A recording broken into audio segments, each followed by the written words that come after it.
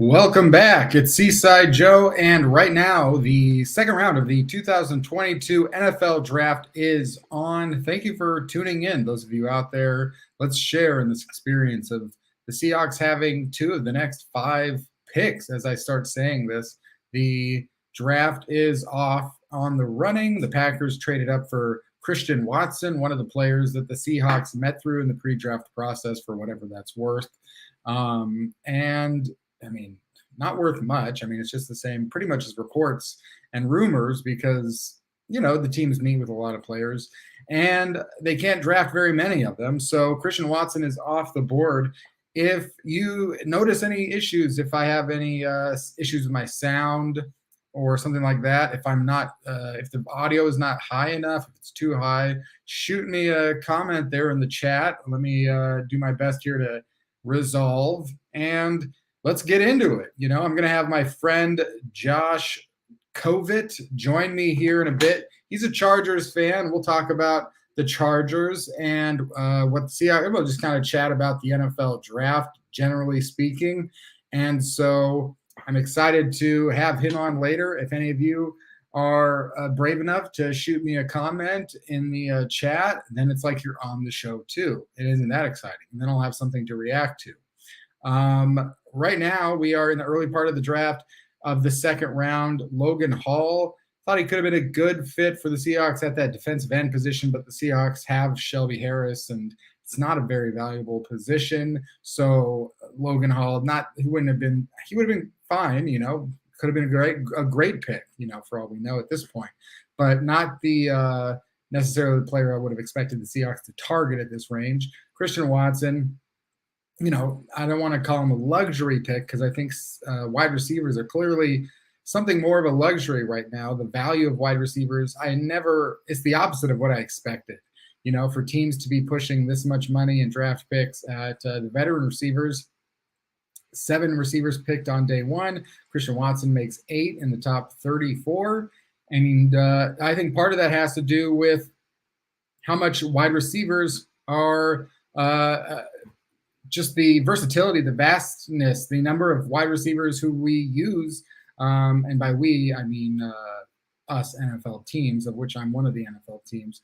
But how much NFL teams are using wide receivers and spreading it out 3-4 sets, maybe not as much of a push or an evolution for tight ends and the Rob Gronkowskis as we might have expected in the past. So it seems like less of that, less of the Alvin Kamara types at running back, although that is something that we have to take into consideration for the most valuable running backs out there, like Breece Hall in this draft, for example, guys who have caught the ball a bunch out of the backfield. James Cook out of Georgia, potentially a guy to bring into the Seahawks to complement Rashad Penny, who knows? Roger McCreary, a cornerback off the board, and there goes Breece Hall off the board. But Roger McCreary, a cornerback off the board, maybe more of a slot corner, a nickel cornerback. And so the Seahawks, I think they're pretty set right now. They've got 5 cornerbacks who would presumably make the team, and that's too many. So at this point, the Seahawks probably have to pare down and even cut down what they currently have at cornerback. But that doesn't mean that they won't address cornerback today. I think they definitely, if they don't address cornerback today, will address a cornerback pick on day 3, and that's fine. The 2 most drafted positions in every draft are wide receivers and cornerbacks. Those players more than 20, 30 usually get drafted. More than 30, I would say, actually get drafted every year. So there's a ton of prospects. Some years you do get a Richard Sherman or a J.C. Jackson falling in the draft, going late on day 3 or even undrafted. As I just said, Breece Hall going to the Jets. Complement him with Michael Carter, who I really liked Michael Carter as a draft pick last year, one of my favorite running backs in the draft last year, but certainly not a 2-dimensional 3-down back, and that's what Breece Hall is. So to give Zach Wilson Breece Hall and Michael Carter in his backfield, to have Zach Wilson now throwing the ball to Garrett Wilson and Elijah Moore, and I'm really liking what the Jets have done in this draft, like everyone else is. So to get Breece Hall, and that's just, it's funny because I thought I was going to be really clever and put money on the Jets to make the playoffs, which they're still long shots to make the playoffs by far, maybe the second or third biggest long shot in the AFC to make the playoffs. And obviously, the picks that the Jets make today is not going to have the same value as what these picks are expected to have in maybe 3 years or 2 years. But I'm just such a huge Zach Wilson fan. Look at the last 5-6 games of last season when he started to really put it together. Still imperfect, but there's just no better quarterback of his age to watch, I think. I really think that Zach Wilson is going to be up there with Justin Herbert. And I was super high on Justin Herbert, and I'll talk to my friend Josh about him for sure.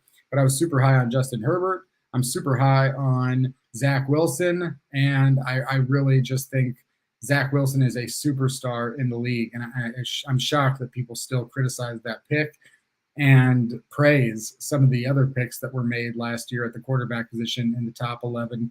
And so I'm just all over Zach Wilson and very excited actually to watch the Jets next year. Like I said, I think even in that loaded AFC, I mean, I'm a crazy person and I get a lot of things wrong. So take it for what it's worth. But I really think that the Jets could squeeze into the AFC playoffs, 7 playoff teams. I think they're definitely better than the Dolphins, which isn't a popular opinion. I think they could be better than the Patriots. And yeah, I mean, that's just kind of where I'm at because I think it's all about your quarterback, and I'm all over Zach Wilson. So to have him potentially upgrading that offensive line and, and those guys getting a year older, and we'll see what happens if they trade Mekhi Becton. As far as the Seahawks trading for Mekhi Becton, I'll address that really quickly until maybe I'll get a comment or something like that. But as far as Mekhi Becton, he is,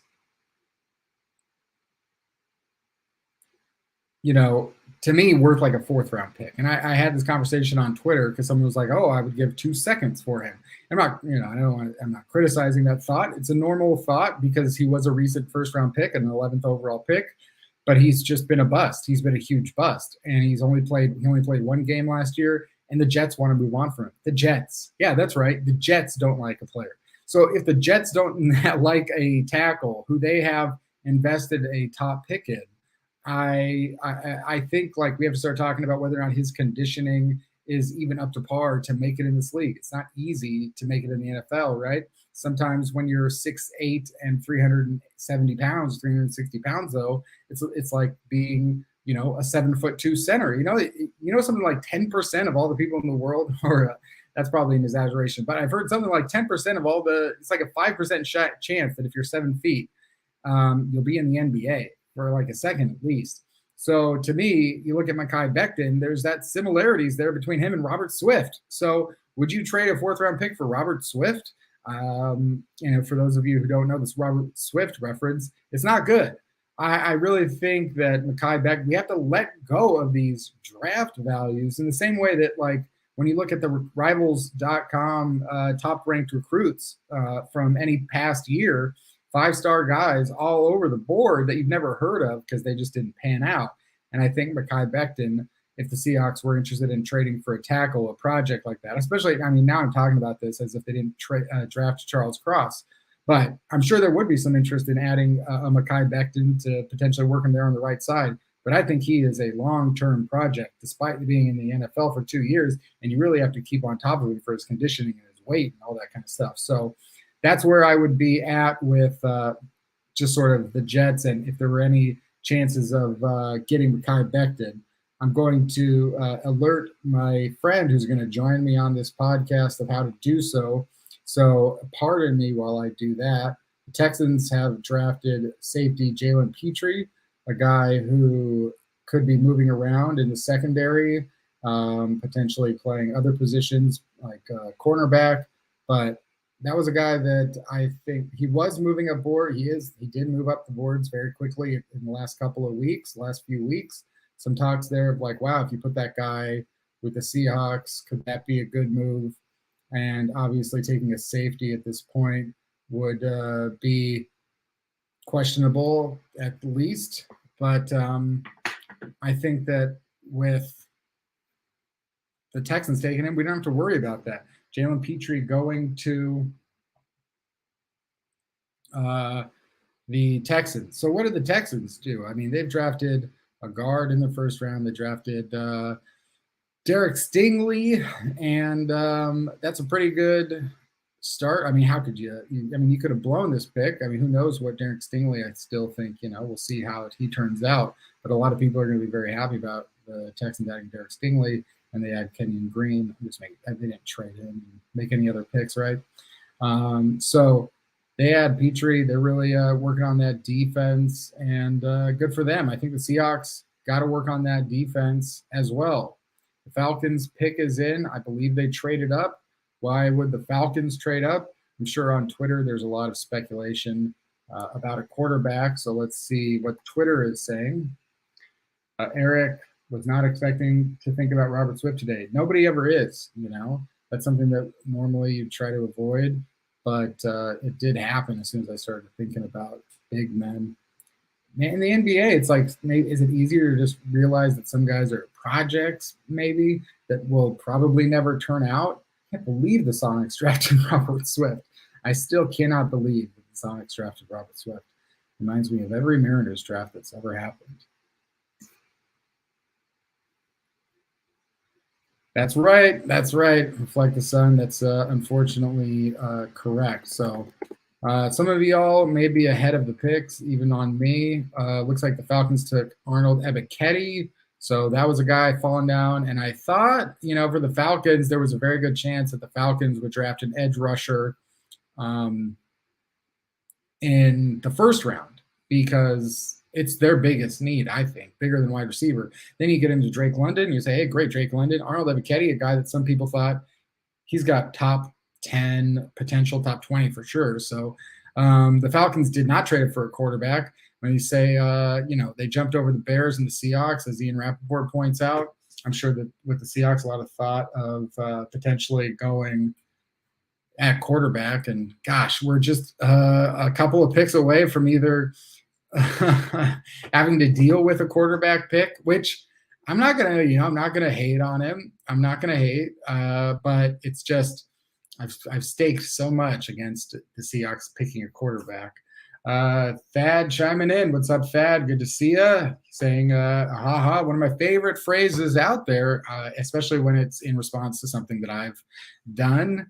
And that could have been a general ha-ha. We're on break here with a Geico ad. So I'm pretty surprised that the Seahawks are almost on the board. The Bears are on the board and the Seahawks picked twice. My whole thing throughout this has been take a guy at 40, trade down at 41. Would that be the case? That is yet to be determined. Let's see if there's any news there on what the Bears have done. Put your eyes. Boingboing.com says that Florida couple screams as a bear chases them and their dog up to the house. That could be fun to watch. Chicago Bears 8 minutes ago. Here we go on the clock. Interesting delay time. Oh, we got it. Looks like the Bears are taking Kyler Gordon. So the Bears select Kyler Gordon. He was a guy who I talked about today on Seaside Joe as the guy that I had mocked to the Seahawks right after Charles Cross, moments after the Seahawks traded Russell Wilson, and the other guy was Leo Chenal.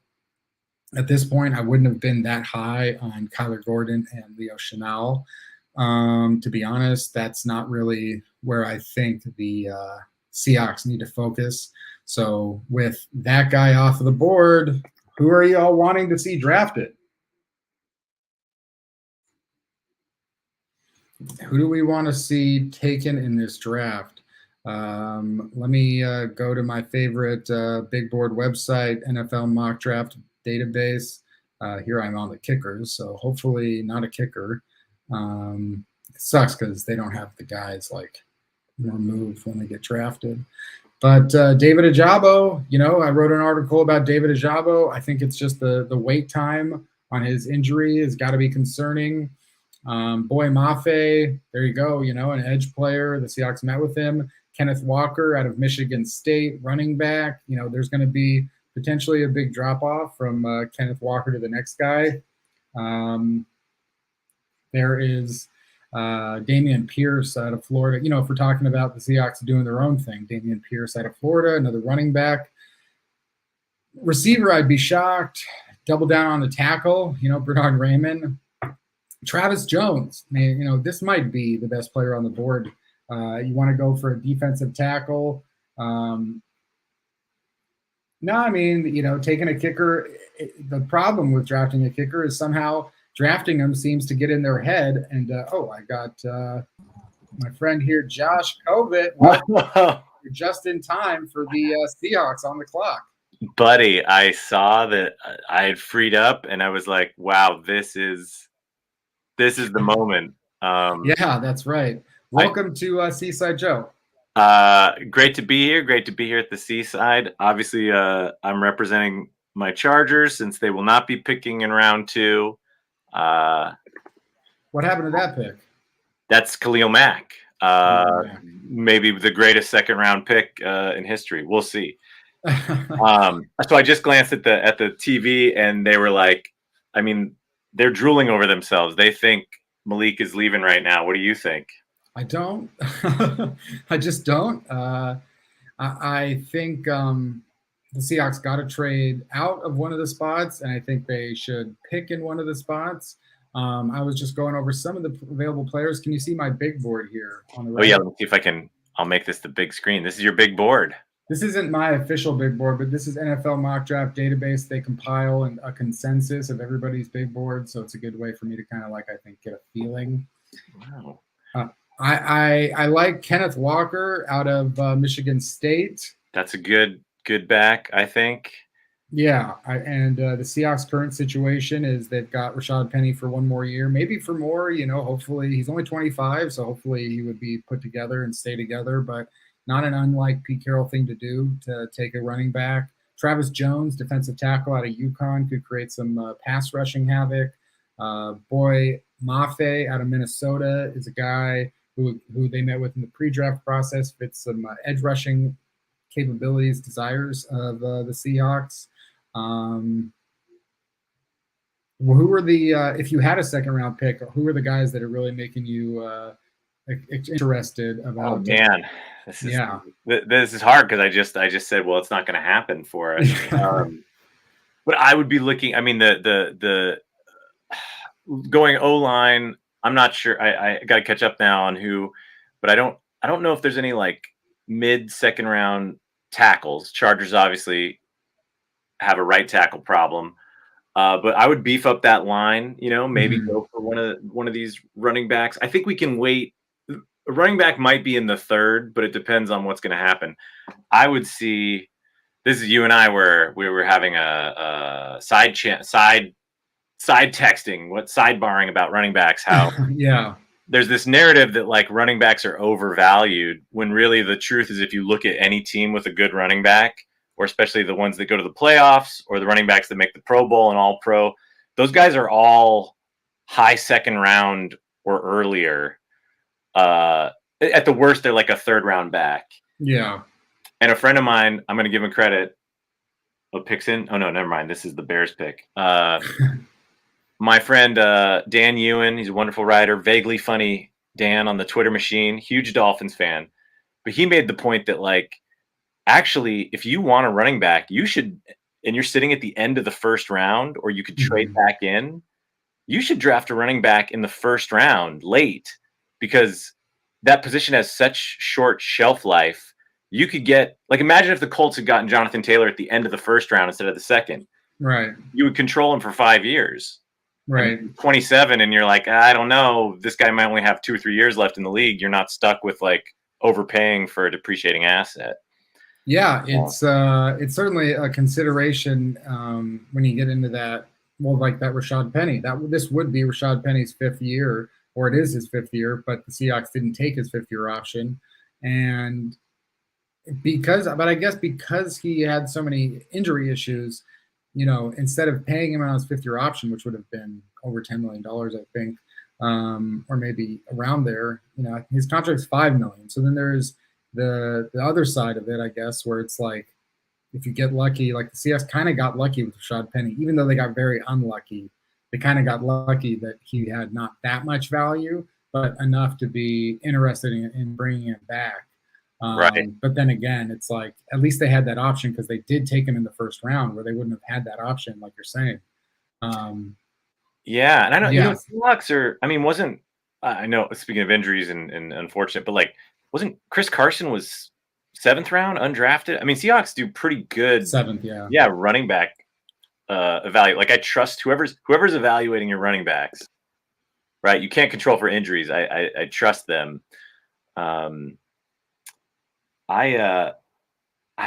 dripping with anticipation, just waiting for these picks to come in for you. I want to see what's going to happen live if they take. I got the pick for the Seahawks.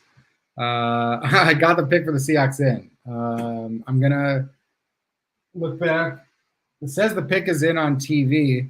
I wonder if anybody would, put it in there. So let's get a Go Hawks here from Todd. Josh, would you kindly, just because in the honor of the Seahawks just making their pick in the second round, would you give us a Go Hawks? Go Hawks. Go Hawks. If anybody in the chat could say Go Chargers, that would just be really nice. So with the 40th pick in the 2022 NFL Draft, the Seattle Seahawks select defensive end Boy Mafe out of Minnesota. Okay. Did you just mention him, or you mentioned the guy from Utah? I did. You did? I did. He was a guy that the Seahawks met with in the pre-draft process. He was moving up the boards fairly fast, quickly. It seemed like as they got the measurables and stuff. Let me pull up his combine stuff, and I'll show that to you, Josh. Oh, yeah, bring it up. And also, a big apology to the fans watching, thinking that me coming on as a Chargers fan was going to be like today, and I was going to announce the week that the Seahawks and Chargers play. It's not going to be like that. Like, I'm not here to say, like, hey, we're like the Chiefs Chargers announcement from yesterday. But we will be seeing you in Los Angeles this year. Very excited because I'm a big Chargers fan for the AFC. Living in Los Angeles, being a huge Justin Herbert fan, like they know I am, like I am. I'm all in. Brandon Staley. I'm all in on the Chargers. I picked the Chargers. First, I picked Justin Herbert to win. I put money on him to win MVP last year. It didn't work out, but kind of close. And I thought, this is a guy that's going to win Super Bowl MVP in his first 5 years. So we've got 3 more to go. You got the clock's ticking. Yeah. So Boy Mafe, number one, Seahawks are on the clock. I think that they would want to trade down. But if they do make the pick, and it just I can't put my mind around what teams would want to trade up yet. But if they make the pick, would you ever think that they would take anyone other than a quarterback before they take a quarterback? No. If you were going to pick a quarterback, you would have done it here, right? You would have done it. And also, I do think I wasn't looking at the timer, but if they did not exhaust all their time to make this pick for Mafe, I don't think they're going to trade. Because when you own back-to-back picks, right, you would take as much time as you want. We've seen it before where if a team owns back-to-back picks, they can actually let the clock lapse on their first pick. I'm not saying they would have let it lapse, but I think it would have ticked down to zeros if they were going to trade. I don't know. I think you've got another pick coming here. I think they're actually going to take a player. But I agree with you that why would you wait unless they're trying to save money to negotiate with Malik Willis's agent and say, actually, he was taken 41st? Yeah, maybe. Okay. Yeah, the pick is in. It looks like it is delay, but no, you're right. Looks like the pick is in. Before we get to him, Boy Mafe, Minnesota edge, 6'4", 260, 32-inch arms. Oh, yeah. He's got a 4.53 40-yard dash, a 38-inch vertical, and a 125-inch broad jump. That's enough for me to know. Like, I know that you don't run 4.5 very often at 260. I know that 38 inches is anything near 40 inches is pretty much elite. Same with the broad jump. Anything over 10 feet is pretty much elite. Boy Mafe, and let's make sure I do this right. Boye Mafe played in all 13 games as a reserve in 2019 with 3 sacks, and then in 10 games as a reserve as a redshirt freshman. By the way, picks in. I didn't want to interrupt, but it's you're good. You're good. Looks like we got 2 of the guys that I said the Seahawks would be targeting. I think that's a vote of confidence in your job. Thank you very much. Yeah, this is a good back, man. This is, I love it. Some people said he was their favorite in the class, right? Absolutely. It was, absolutely. Because it was either Hall or Walker.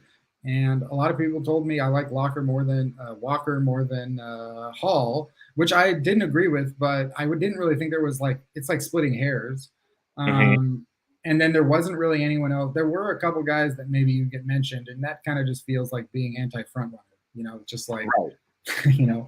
Which is like, it's fine. The best, like you said, I think you pick 5 or 6 names, and those guys will go first, and one of those guys will be Jonathan Taylor, one of those guys, right?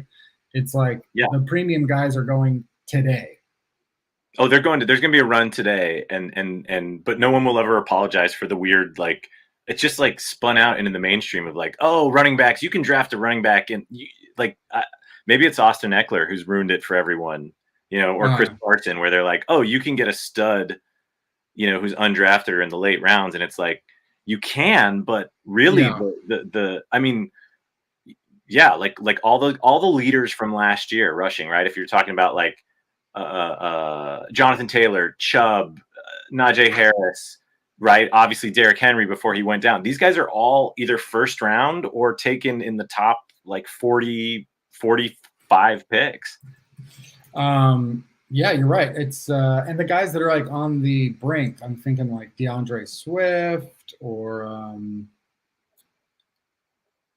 I don't know. There's all the guys that are on the brink, like in the last couple of years, were taken in that second round, sometimes third round. Alvin Kamara was a third round pick, so right. Like, but those guys are like, and then when they talk about Alvin Kamara, right? The hindsight, it's like, why did this guy slip, right? Like there's some sort of stupid issue, and they drop a little bit. Not always stupid, but there's always like some debate, and then they blow up, and everyone's like, oh. If you like look at any article that redoes the draft, Alvin Kamara's draft, he's probably picked in the top 15. And that's the other thing. Like you're right, because it's like Breece Hall. This is where I get so confused. Like people get very up in arms about, say, taking a running back in the first round. Still, it's like. That was look at the last 4 years. It doesn't really happen. It happens so like in 2018. That was the year that you had Saquon Barkley, Rashad Penny, and Sony Michel. And then right around that in 2019, 2020, I don't think any went in the first round. And then in 2021, you had Najee Harris. Yeah. And then this year you had none. But if this was another era, like if this was another era, Derrick Henry is a top 5 pick. When absolutely. He went in 45th. Right. And he was what? He was a late first. He was 45th overall. Right. So he's late first round. I mean, I think, and the Saquon Barkley, I mean, look, after his rookie year, no one was saying he was a miss at number 2. Yeah. It's only just injuries. It's again, you can't plan that. But I love the Seahawks draft, and I know it sounds like your fans are happy. I know you're happy with our conversations about, and I keep texting you about the hype machine on Malik Willis. I don't want to take the spotlight away from the Seahawks. Where do you think does Malik Willis get past the Saints, who I think picked 17 or 18 this round?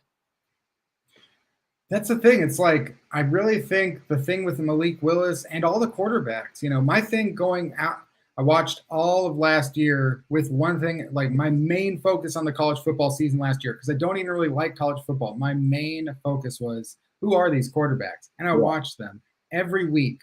And the only guy that I thought was a first-round pick was Kenny Pickett. And I'm not like, with hindsight now, it's easy for me to say that now. But he was the only guy that was really great last year. Desmond Ritter was the next closest guy in this draft class that was really good, but he had a great team around him playing playing Cincinnati's schedule. He didn't have any of the arm strength or the tools that you would take in the first round. Sam Howell, if he had come out of the draft in 2019. If he was able to go right out of his freshman season, I'm sure people would have projected and said like, wow, this guy could be great. But all he's done in the last couple of years is just not as good. However, I think that's the guy, Josh, that I've been telling the fans out here. If there was going to be a quarterback you take on day 2, I think it would be Sam Howell would be the guy, and he would be a fit for Seattle.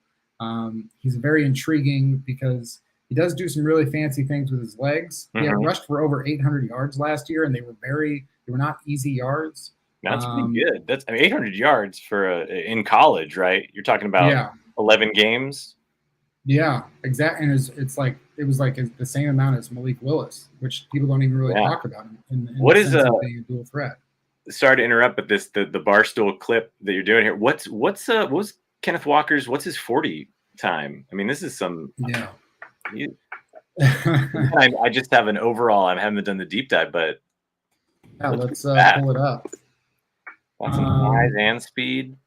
And to answer your question, I don't think that anyone is in a rush to take a quarterback. Yeah, which is funny, right? I guess it's because it's the marquee position, so of course the media likes to spin it like when the quarterbacks go. But so when I went through that whole thing, I thought, well, Kenny Pickett, he's kind of just like people. I've heard him called the more athletic Kirk Cousins, and it's like, okay, yeah, I guess that's about right.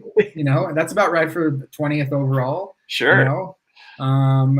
But I kept comparing this class to 2013, and I just kept saying, I think it's a 2013 type of quarterback class. Right. And in 2013, E.J. Manuel went in the first round, in the middle of the first round, and Geno Smith went in the top of the second round. E.J. Manuel went like 12th or 13th? 15th, yeah. Yeesh. And then Geno Smith was the only second-round pick. So it would not surprise me at all. And if I was going to guess who goes next, I would say it's just impossible. It just depends on what the team likes. Well, let's see. Vikings are up in there. They just took Kellen Mond last year, so I don't know how much they like him. Yeah. Also, I don't know. Wow, look at that. 4.38 40. Like 211 with a 4.38. That's impressive. That's a good pick, man. That's a good pick. He's got the athleticism. He was at Wake Forest for 2 years. He transferred to Michigan State. Perfect situation for him. A great example of how the transfer portal can be very helpful for certain players to sort of go when you start. It's like transferring from a JUCO to a big time program.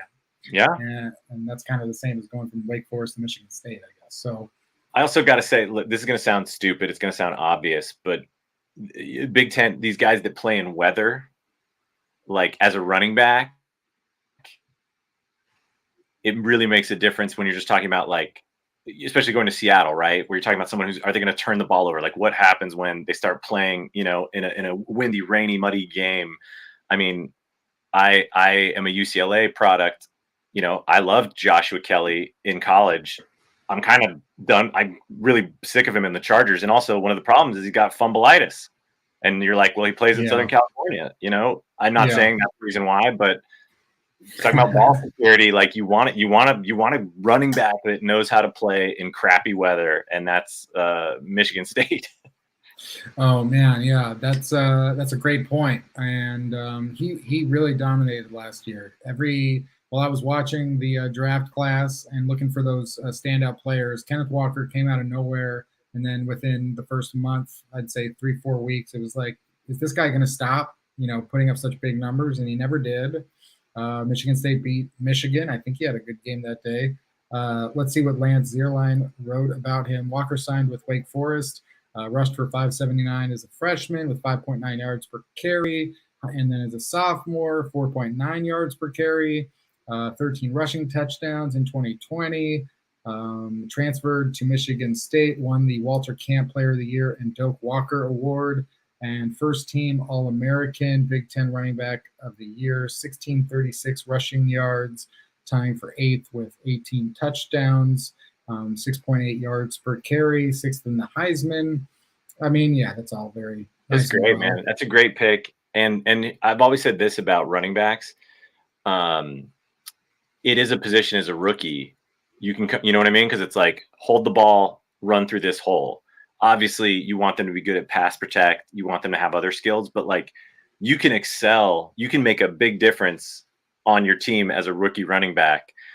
Historically, wide receivers, I know we've seen that change recently. It's because college offenses are getting more, these are great athletes like the Justin Jeffersons, Jamar Chase, all those guys from Alabama last year. But typically it's easier. Historically, it's easier to come out and be a fantastic rookie running back than it is a rookie wide receiver. Yeah, exactly. And I wonder, it's so interesting because this pretty much means Chris Carson is out. Mm-hmm. And part of that is injury related, and part of the reason you take Kenneth Walker is injury, but also, Chris Carson's been in the league since 2017. That's ancient. That's a lifetime. That's a lifetime, right? I mean, it's brutal. It's a brutal game. One fumble on 276 touches in 2021. I mean, that's nice. Yeah. And that was a Carson problem. Compact, powerful. Yeah, there were no doubt that this was the type of guy that in another era, Kenneth Walker could be a top 20 pick. Him and Brees. Oh yeah. I mean, look, the future is uncertain, but he's in that spot. He has the measurables. He has the stats to be one of those guys that next year or in 2 years when they run NFL.com runs their redrafting 2022, right? He could be a guy that's oh, he should have gone in the top 10, right? Yeah, absolutely. So, yeah, I mean, I also just think it's so fascinating because it's become so en vogue to just trash the running back position. And I know that they're not trying to trash the players themselves, but at the end of the day, when you start going oh, I can't believe that a team paid a running back, or I can't believe that a team drafted a running back. It's the Titans don't even exist without Derrick Henry. And Derrick Henry is the guy that when the Titans are on TV, he's the number one face that they put on TV. He's the guy everyone wants to watch. He's the guy that's making that offense go. He's the guy that we're excited about. And those guys may be rare, which is fine, but so are quarterbacks. Yeah, quarterbacks are rare. Yeah, I mean, look at the leading rushers of last year, and in fact, regardless of how their seasons ended, right, or playoff outcome, I'll pull that up. You've got these running backs who are putting the teams in contention with mediocre to bad quarterback play, right? You've got Jonathan Taylor with Carson Wentz. You got Derrick Henry with Ryan Tannehill. You've got Chubb in Cleveland, right? So, obviously if you can get a good quarterback and a good running back, you're feeling better. But look, so Joe Mixon, right? Great quarterback, right? But look at these other, Cousins, I think is better than he gets credit for, but Dalvin Cook keeping him up there, right? I mean, right. Oh yeah, that's right. Elijah Mitchell with Garoppolo, right? I mean, look at this. So you have these the leaders in the league. Am I crazy? I mean, Jonathan Taylor had no quarterback play last year. So all of these teams, Minnesota, I guess, was on the bubble, except for Minnesota and Washington. Everyone in the top 10 made the playoffs. Oh yeah. Right? And you look at Eckler, his rushing yards are low, but everything else he's doing, Chargers were knocking on the door. I know that's a homer comment, but still, if you have a good running back, you are in the playoffs or knocking on the door for the most part, right? 80%. Right. Well, no, the Dallas was in the playoff too. What am I talking, right? So you're looking, it's 80%. Right. All right. I was pulling these are the guys you were mentioning. These are the guys that did not have stellar quarterback play. IMHO. Oh, right. Yeah, and then look at the draft. I think Dalvin Cook, he was not first, but I think he was 33rd overall, right? Najee Harris is a first round pick. Jonathan Taylor is number 40. Chubb is he's end of second round. Joe Mixon was a second round. Ezekiel Elliott was a first rounder. Elijah Mitchell was that, the Shanahan, they find a guy, right? Henry is a first rounder. Melvin Gordon was a first rounder, former Charger, right? So Javonte Williams was Javonte Williams is a top 12 pick in another era. Exactly, right? So it's you're going to find a few misses, but yeah, Josh Jacobs is a first round pick who just did not get his fifth round. So this, I don't know. I encourage everyone to push back when someone goes well, running backs aren't valued. It's you're I think they're diminishing it because it's a singular position, right? You have one running back who's your guy, and it's just not as it's obviously not a quarterback, right? But wide receivers, you have two or three, Yeah. You have, sometimes you get a running back by committee, but usually it's there's a guy who's the guy, and they don't go number one overall, but pretty important. And also it's I guarantee you that like all these teams, if we're looking from Jonathan Taylor at 1 to Josh Jacob at 15, just pulling a 15 out of there, I guarantee we know that not more than 5 of those offensive lines are good. Right. Like we just trashed the Bengals offensive line all year long, and there's Joe Mixon. Right, the Steelers offensive are in a massive rebuild. Yep. Right. Yeah. I mean, the Dallas Cowboys even had, they had to draft a lineman on day one. Like Denver offensive line is terrible, and they have 2 running backs in the top 13. I mean, well, they have 1 now. Melvin Gordon is unsigned still, I believe. Some of these advanced rushing stats too, because I think that who drafted Breece Hall? It was not the Bucks like I thought it would be. It was Jets. Jets are killing it, right? Didn't the Jets get him? Yeah. I mean, I was saying before you got here, their entire franchise in the last few days. Sorry. Are the Jets now are the Jets like the new sexy pick just based on their first 4 picks in the draft? I mean, this is like I'm almost. Did I text you my hot take? Because this was 2 weeks ago when I was watching a bunch of Zach Wilson footage. My hot take is the Jets are a playoff team. But that was before all this, and it's like I know the AFC is super loaded. I think you did. If it wasn't you, it was someone else. It would have been only one other friend of mine who's crazy enough to say that. But I mean, this draft is the 4 players the Jets have. I mean, it's crazy, and you're looking at yeah. I mean, their draft. I mean, I know it's like their draft this year's. It looks so good. And I know that we kind of have to project it for maybe 2023 or 2024, maybe 2024, and we have to kind of look ahead. But to me, that just depends on if the Chargers didn't make the playoffs, but they almost did. And when the Chargers drafted Justin Herbert, I would have said they're making the playoffs next year, and it wasn't that popular of an opinion. Right. No, I mean. Again, not to be a homer, but Justin Herbert's rookie year better than Zach Wilson's, but all the tools are there. I mean, they're building that team for him. It's a competitive division, the AFC East, but 7 of the top 8 running backs, by the way, in broken tackles were drafted in the first or second round, like the top 50 picks. Well, there you go. But obviously, you don't want to draft a running back high because that's not a value pick. And also, it's just such an obsession with. I think people are over analyzing. They want to get so analytical and in the way that they are trying to figure out how to best run a team. So it's not enough to be into stats. You also have to be into schemes, and then you also have to be into salary cap, and you also have to be into the draft, and you also have to be into analytics, and you have to be into hiring coaches. It's the NFL hires thousands of people to run jobs around the league, and each team has dozens and dozens of people. But it's if you're just at home observing the NFL and tweeting about it, now all of a sudden it's easy to be an expert in all of these things.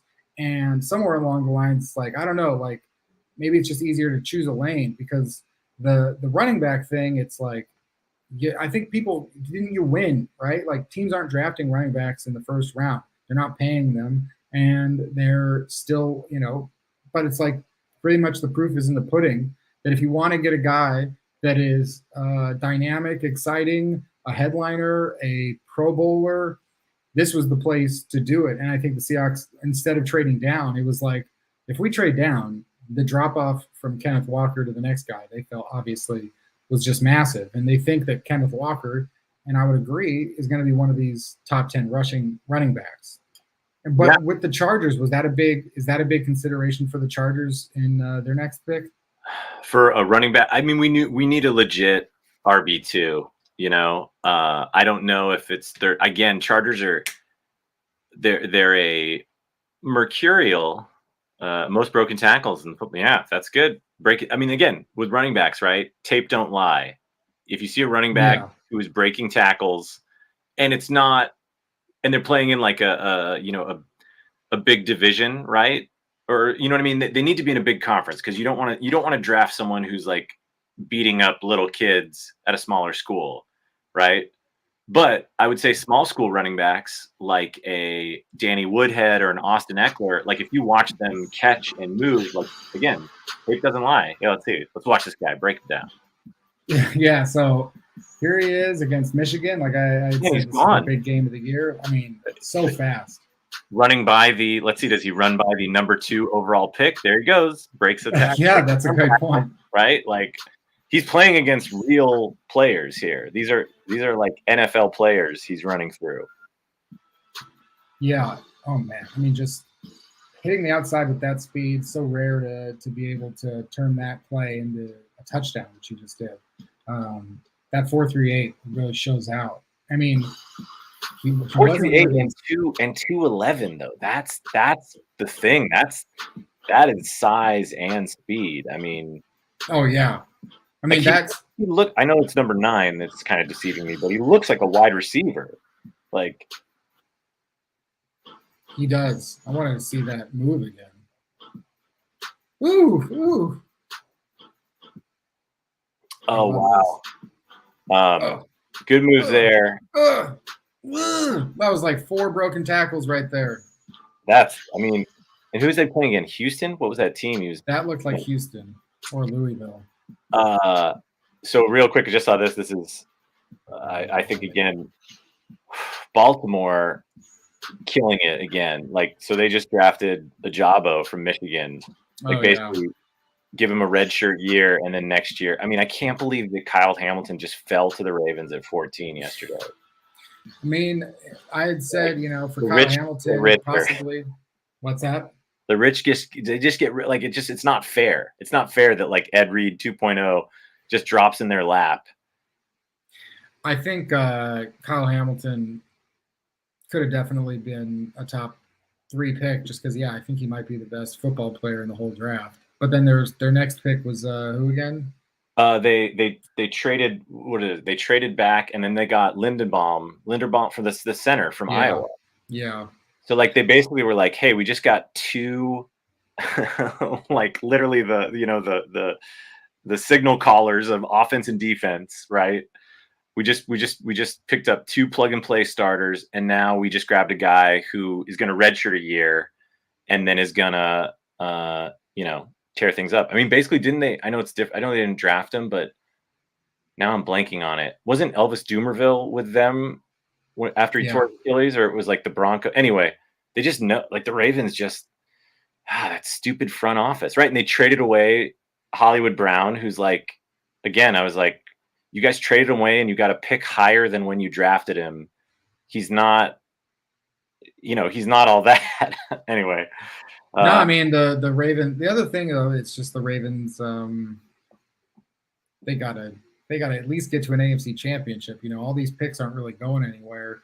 I'm curious to see because I was early. I was an early adopter of Lamar Jackson. That pick. I liked the pick, and I thought like after watching how he ended his rookie year, I thought. I was not surprised that he won MVP. I mean, that's a very big honor, but I was like, he'll be really great.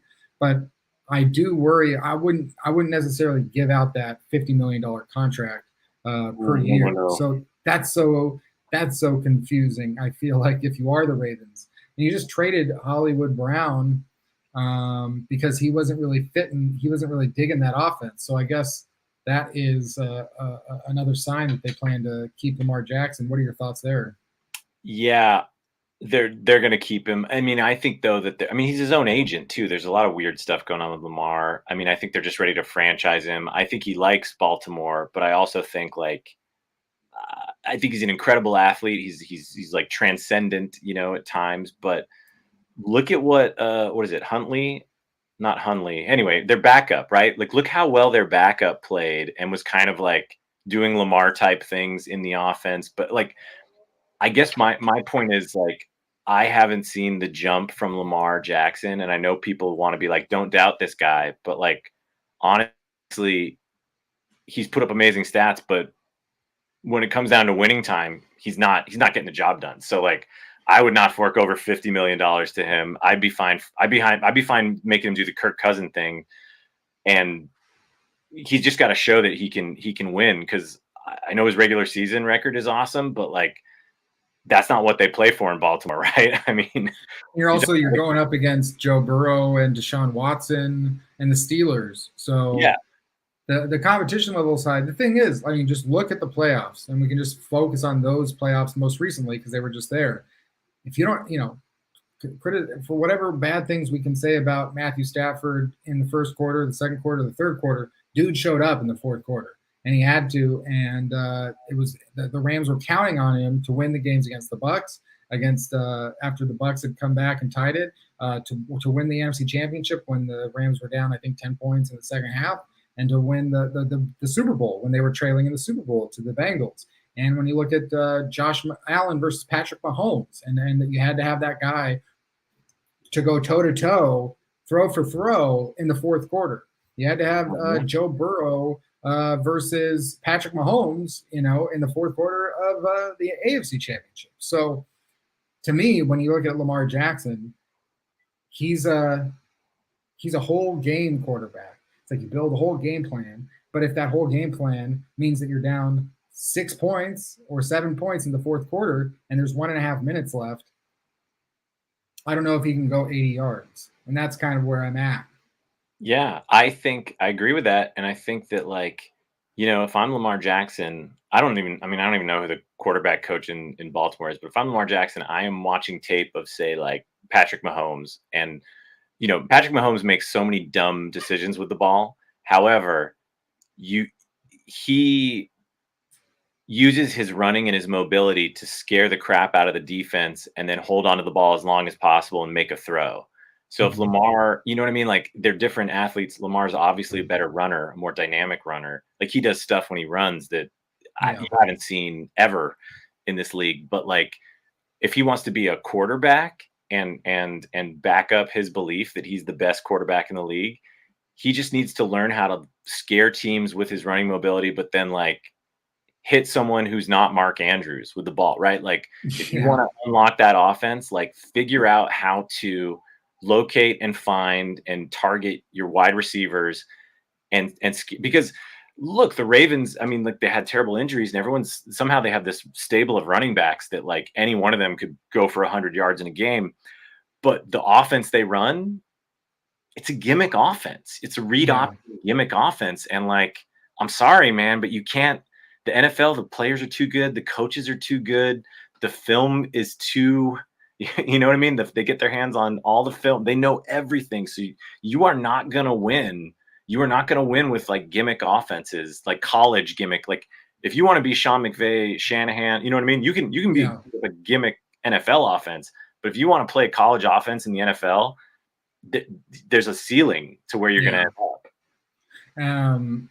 It's funny because, mentioning that offense and Lamar Jackson and Sean McVay, I was thinking after Marquise Brown was traded, because Marquise Brown was the first receiver taken in 2019. And that was the year with A.J. Brown, DK Metcalf, all those guys, like a stacked draft. And he was the first taken by a team that we all know is phenomenal at drafting. And it makes me think of Robert Woods, because Robert Woods went to the Bills and played with Tyrod Taylor, and like, there just wasn't enough there. And we thought, like, this guy's pretty good. And then he signed with the Rams. And now look what he did for the last 5 years. And to me, it's like the Cardinals may have – I actually don't think they overpaid. When I first looked at the trade, I was in the middle of all this kind of stuff. So I didn't really see that they actually just went from – they traded, and they traded him with a first-round pick. Or they got – it was just a switch from a third to a first, right? A player for a pick, right? Because they also had a third rounder involved. Like, I think the Ravens got a third rounder in return. Got it. So it's like they didn't just trade him for a first-round pick. It wasn't just the Cardinals didn't only give up a first-round pick. They also got a third back. So to me, it's like he could explode. He could go off potentially. I mean, it's true. Did they sign him to a contract like what the Eagles did with A.J. Brown? I haven't read enough with Hollywood Brown. Did they just sign him to an extension? No, they picked up his 5th-year option. Smart. Yeah. I mean, look, that's the wild thing now is like the way that they're trading away wide receivers when it's like you're getting too expensive. it's pretty fascinating. I don't think this is going to continue for years. I think what's going to happen is you'll see the market settle, and people will be like, shoot, you know what? If your wideout is good, it means you might have to pay one of them $22 million a year, and we just can't, you know what I mean? You just can't feed that many mouths. It's like, I don't think we're going to keep seeing every fourth year, you know what I mean? Every expiring contract star wideout get traded back and forth, but it's tough. I mean, because also like looking at the draft here, let's take a quick peek at what we missed here since the Seahawks made their picks, and because it's gonna sort of also apply to that. Andrew Booth. Lions got a good guy, Pascal from Kentucky. Yeah, that's a legit pick. That's a good pick. I didn't think he'd go that high, but he's good. We got the Vikings taking Andrew Booth. Some people had him as a top 20 pick, but we'll see. I think there were some medicals there. You had two receivers here. Wan'Dale Robinson to the Giants. That's much higher than a lot of people had thought Wan'Dale Robinson was going to go. John Mechie with the ACL tear, but the Texans, again, they can wait on him. Give him a redshirt year like David Ajabo.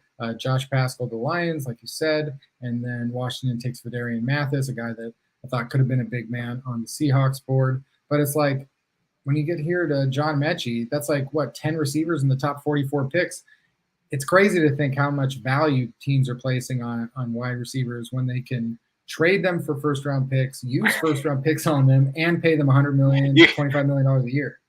You could trade them for a first-round pick, and now that college offenses are so sophisticated, you could trade it for a first-round pick for a younger model of – I mean, it's a little bit of – I think A.J. Brown is great when he's healthy, but it was funny yesterday where they're like, yeah, Treylon Burks is basically a younger A.J. Brown.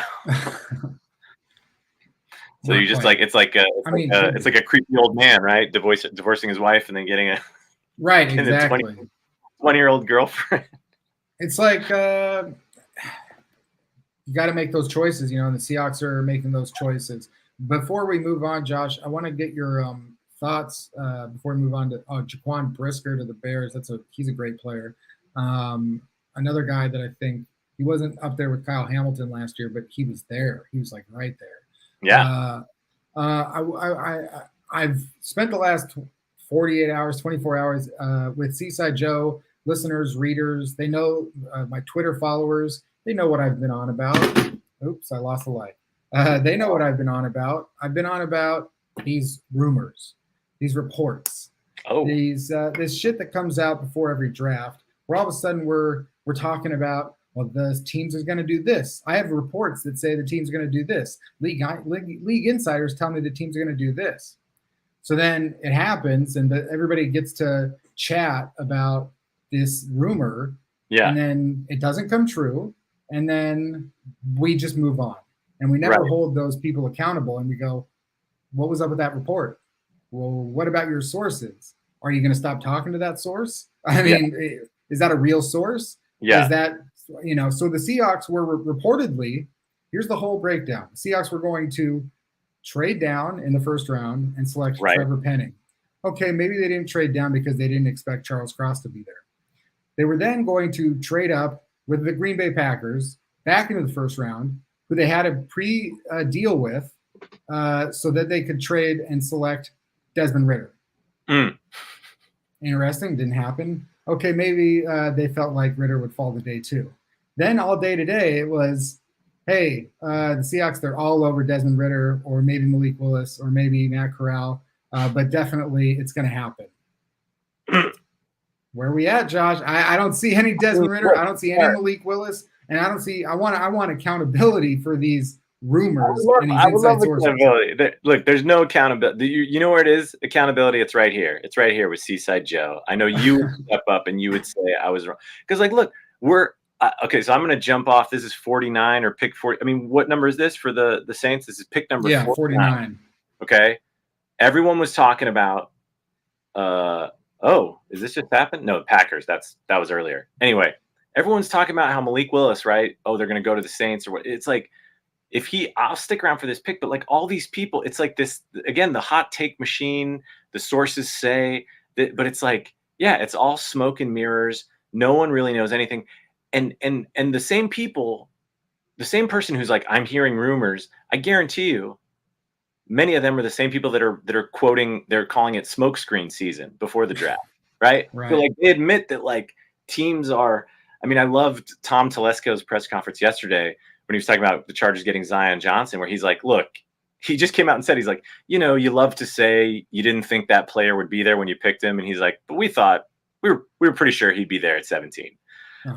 And someone asked, were you nervous when the Texans took a guard at 17? He goes, yeah, we did. We got a little nervous, but we felt good.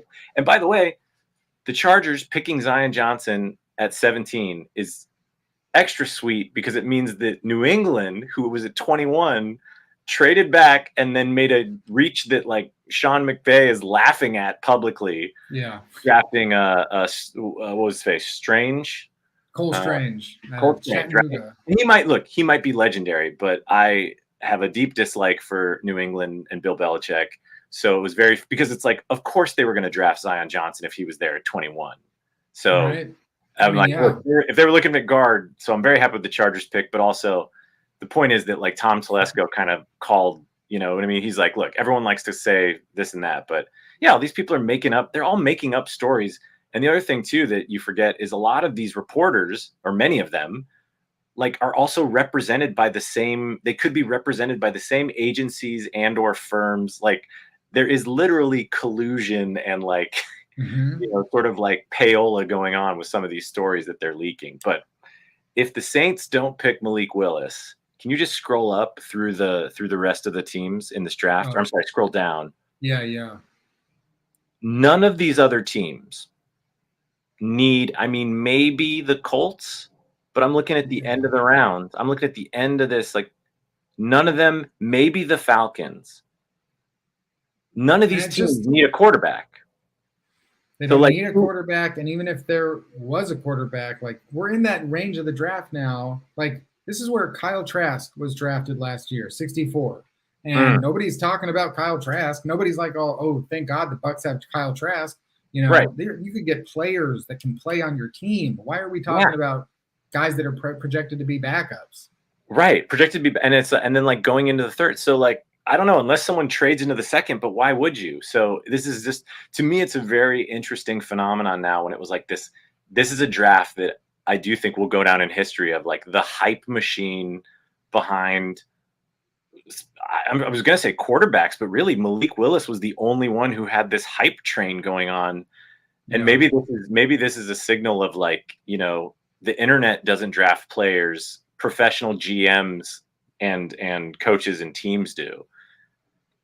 Yeah, it is a very social media age draft, I think, because it does put out that ability for everybody to, you know, it's like, imagine every call-in radio show, you know, when it used to be in the 90s or the aughts. I remember I used to work at this casino in Seattle. Some of y'all may remember it had a frog. I forget the name of it. Someone in the chat, if you know what it is, but Freddy's Casino, that's what it was. Freddy Frog Casino. Yeah, Freddy the Frog. I was at working Freddy's Casino, and I worked in the surveillance. So very cool. Is I kind of sit there in the back and watched everybody on the cameras. But you'd be back there for 8 or 9 hours, put on the call-in radio, and hear people call into the radio station. And because we didn't have social media, and people didn't go on the internet to voice their opinions, and people would call in, and it would be like the draft. I remember the 2000 or 2001 draft, and it would be calling in where the Seahawks were like picking 9th or 10th or 12th or 15th or something, and people would be calling in, should the Seahawks trade up for Michael Vick? And it's like, you know, you're thinking of any scenario that's like really fucking exciting. Right, really exciting. Exactly. Well, and so like now, like we have those call-in radios. You don't have to wait for someone to give you the permission to talk to the guy on the radio. You can just send a tweet. And if it's something where it's like a bunch of crazy people think that that's a good idea, you can just everybody can agree, you know, set it out there. And then all of a sudden the people that are making the news, they look and see what's trending, and what's trending every day is Malik Willis. And so you just go, I'm going to run with that. Oh man. Wow. Geez, I'm way behind my phone feed I was like, yeah, I should just be watching your screen. Chiefs are on the clock. So Malik Willis did not go to the Saints. Surprise, surprise. Yeah, I will say this, and then I thank you so much for letting me crash the stream. But your point is so valid. And by the way, right? So you get a hot take, you get a sources, you get a social media thing, and the way that something like that gets amplified is simply by likes. And if you're talking about accountability, there is no accountability for likes, right? It costs you nothing to double tap like a tweet, like a take, and that drives it up and gives it validity. So it has this exponential growth into storydom, which is faster than radio, right? Because if you call in on a radio show and say like, I wonder if we do this, at least the host goes, hey, that's a good idea. Or, I don't know, man. But like with these other takes and other, quote unquote stories, there's no buffer, right? It's released instantly to the ether, and wrong, like it is 90% of the time, there's no accountability.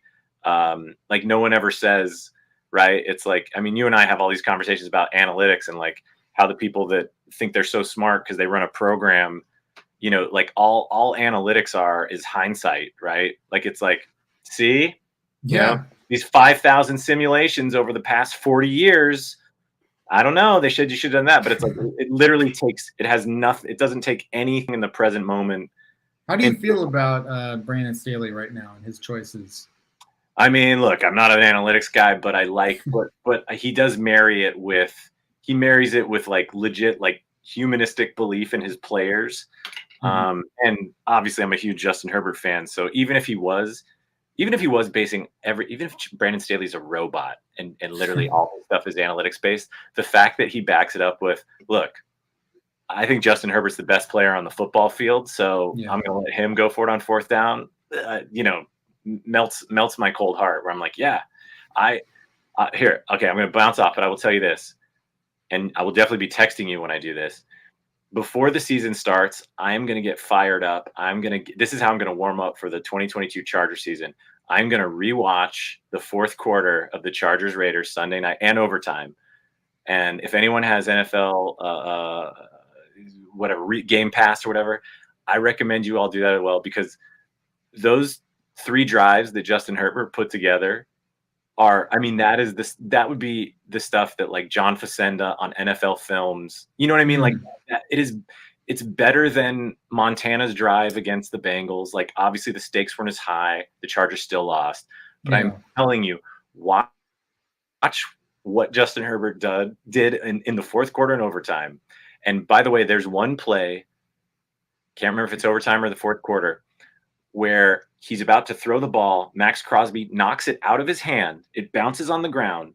Justin Herbert recovers his own fumble, runs 20 yards downfield out of bounds. But because they ruled it was a forward pass, it just goes down as an incomplete pass. But it is one of the most heads-up, athletic, great plays you'll ever see. So, if you want to talk about like tape don't lie, eyes don't lie, you watch that fourth quarter. And you're like, can I run this by you before you go? Let me just run by this part by you before you trade me. Breece Hall. Let's look at. We have to do it. Look at this grade. Breece Hall, minimal move to get a complete 3-down back. Hall doesn't play to. So also the just trade up for Breece Hall. Hall doesn't play to his combine workout, but checks all the boxes of a nuanced runner. Awesome ball skills, receiving the ability too. Maybe a tick early for a running back. Hall and Michael Carter now a fun complementary duo.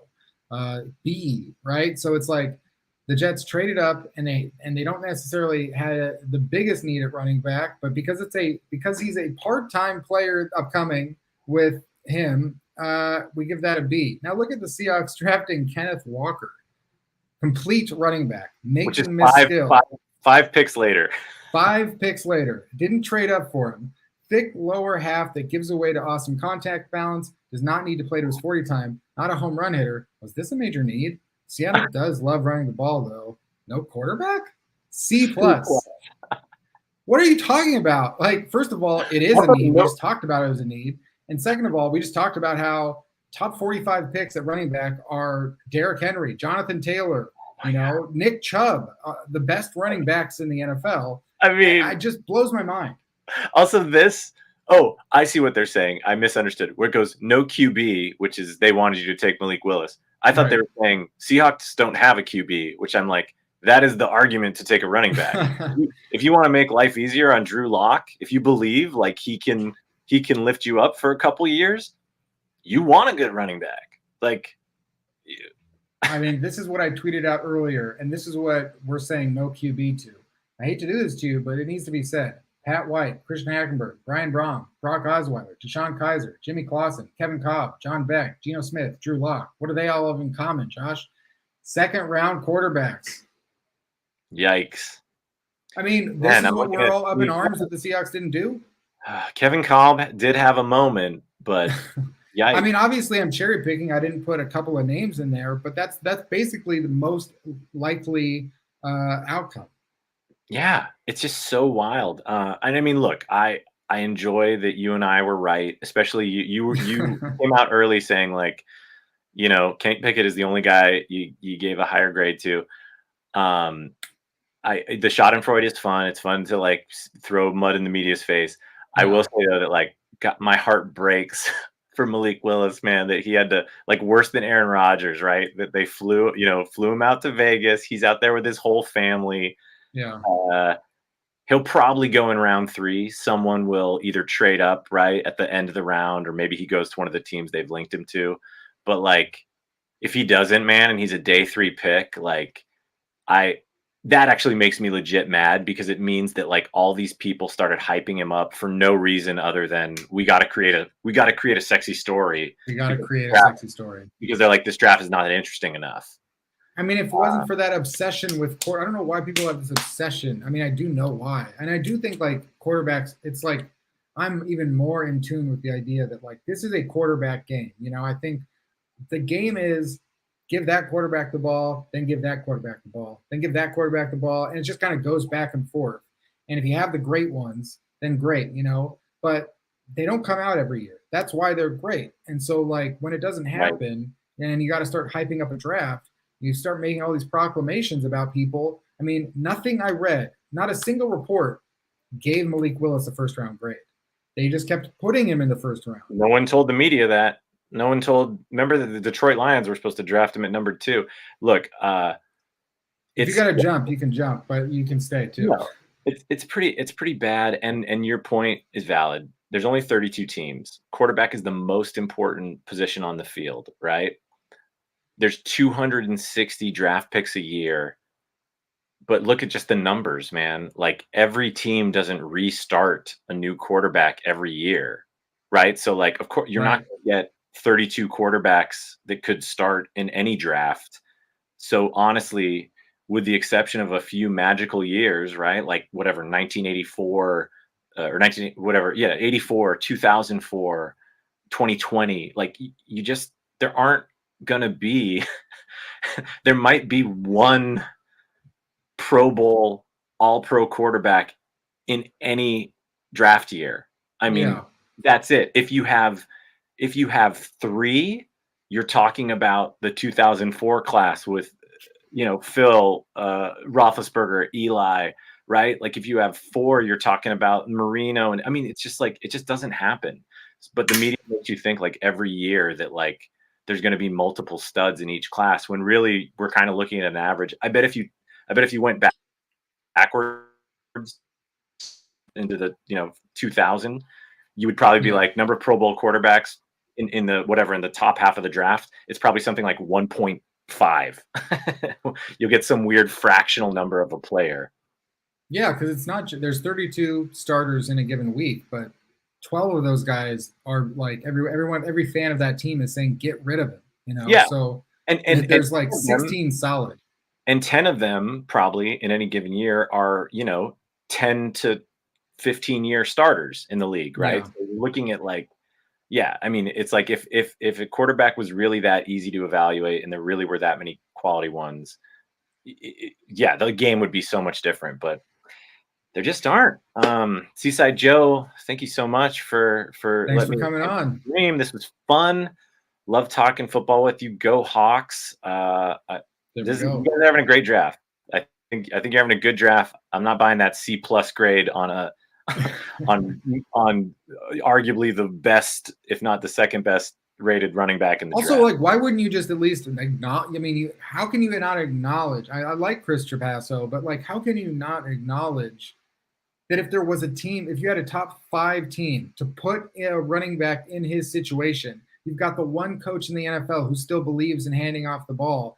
Yeah. How do you not realize that in 2 years, we're talking about a guy that's probably the most likely to be hitting that 1,500-yard mark just because he's in such a good situation. He's so talented. The team put all their money in that basket. It's like, it's setting yourself up to why did you get a C+?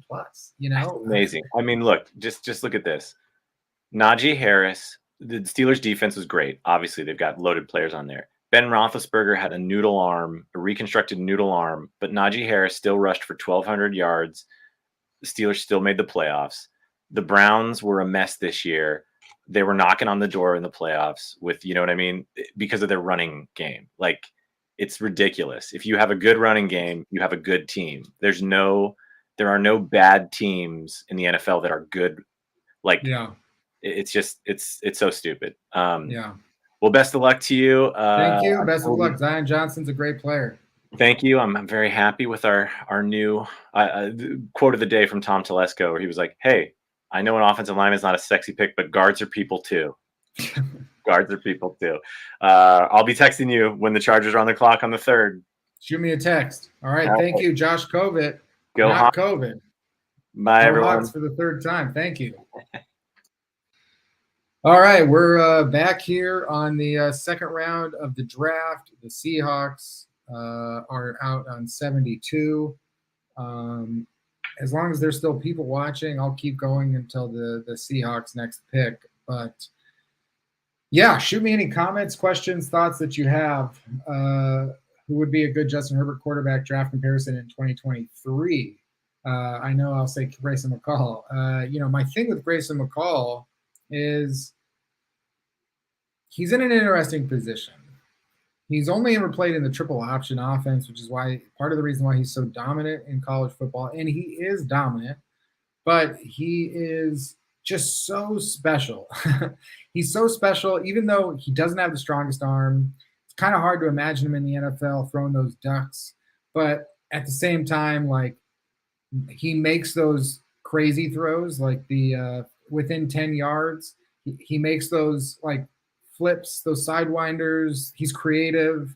He's so creative. He's got so many different weapons in his arsenal. He's athletic, but he's 6'3", 217, I think. He's got speed. He can run the ball. He can throw the ball. He's got enough arm strength to hit the sidelines. He's got a deep ball, but it's just not very strong.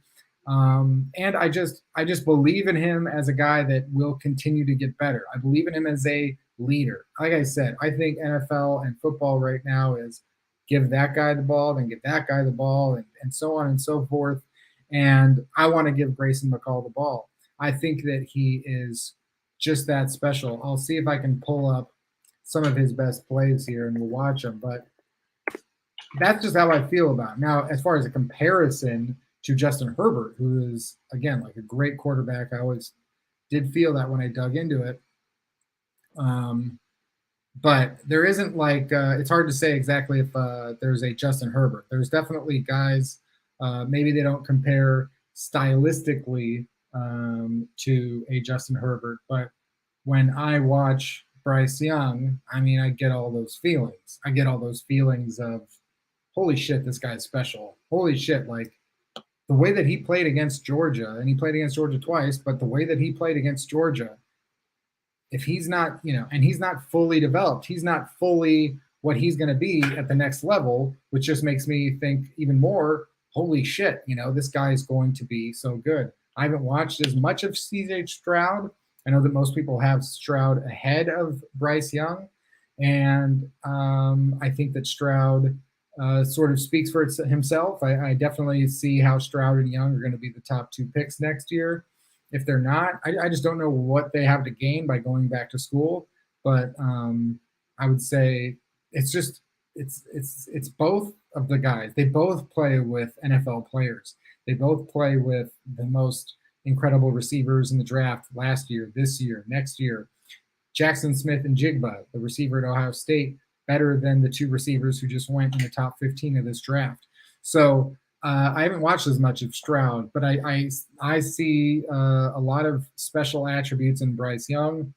I see a lot of special attributes in Zach Wilson. I see a lot of special attributes in Justin Herbert. And I think like maybe you only get one of those guys every other year. Like Josh was saying, I love Grayson McCall, but if he doesn't turn out to be more than a 5th round pick, it won't necessarily stun me. And I just think like, I can't wait to see him develop, hopefully get better. Check out this again. Like I said, there's no strength in the arm, but yeah, it's kind of crappy footage here, but crappy quality. Well, there's only one place to throw that ball, and it takes some arm strength to make it happen. Look at this across his body. Look at that. Look at that. I think people just don't really watch Grayson McCall at Coastal Carolina. I know that the competition isn't the best, but he has played. He's faced off against Zach Wilson 2 years ago. He's faced off against Malik Willis. He was better than both of them, in college. And I love Zach Wilson. But look, I mean, he's so smart. He goes through his progressions. He's like diagnosing the play because he's been running this offense, some version of it, since he was a sophomore in high school. Look at that throw. I mean, this is such crappy quality because it's Twitter and streaming and all that stuff. But this is special. This guy is special to me. I've watched every game, and I will do more features on Seaside Joe this summer. I'll have plenty of time to do it, but I will just continue to go over like, look at that. I mean, this is the legs. Look at that. I know that he's not playing against NFL speed when he runs that, but still, he's got the passing, he's got the progressions, he's got the running, and he's only going to get better. One of the things that I love about Grayson McCall is he went to a high school in North Carolina. Look at that. Fighting for the touchdown. John Elway-ing in for the touchdown. I know that we don't like the words John Elway, but oh my God. Grayson McCall, this is the truth. I mean, this guy to me is everything, and he's won almost every game in college. He broke the college passing efficiency record last year. He led the nation in passing efficiency the year before in adjusted yards per attempt. He went to a high school in the same town as Sam Howell, so they faced off year after year, and everybody was like, this guy Sam Howell, this guy Sam Howell. I think that I would have been like this guy Grayson McCall. And you guys know that I think Sam Howell is probably the best fit in this draft. That's a great example of how his arm doesn't really wow you, but I'll be honest about it. That's where he doesn't get that 1st round grade quite yet. But he's putting it where he needs to put it. Look at that. Look at that. Somebody tell me if I'm wrong, tell me if I'm crazy. I want to hear it. It's kind of just a little bit light. It's like he's putting extra helium in the ball when he throws it. But my God, I mean, there's just no other quarterback in the college football that I think is as exciting or as good as Grayson McCall. And that's with all of the praise I just had for Bryce Young. There's nobody to me who's as exciting and as good in college football as Grayson McCall. If he got into the transfer portal and went to a bigger school in a Power 5 conference, like Russell Wilson did with Wisconsin, a team that was willing to play to his strengths, as long as he gets drafted by a team that's willing to put him in the position to play to his strengths, I think they're going to get a superstar. Here we get like I said, he's so creative. He's so good at that triple option. He's so good. I mean, you're talking about the zone read option offense that the Seahawks were running during Russell Wilson's first couple of years in the NFL, winning a Super Bowl with that. Look at this. Fake. I mean, I would love to see him playing. What's a good offense for him in college?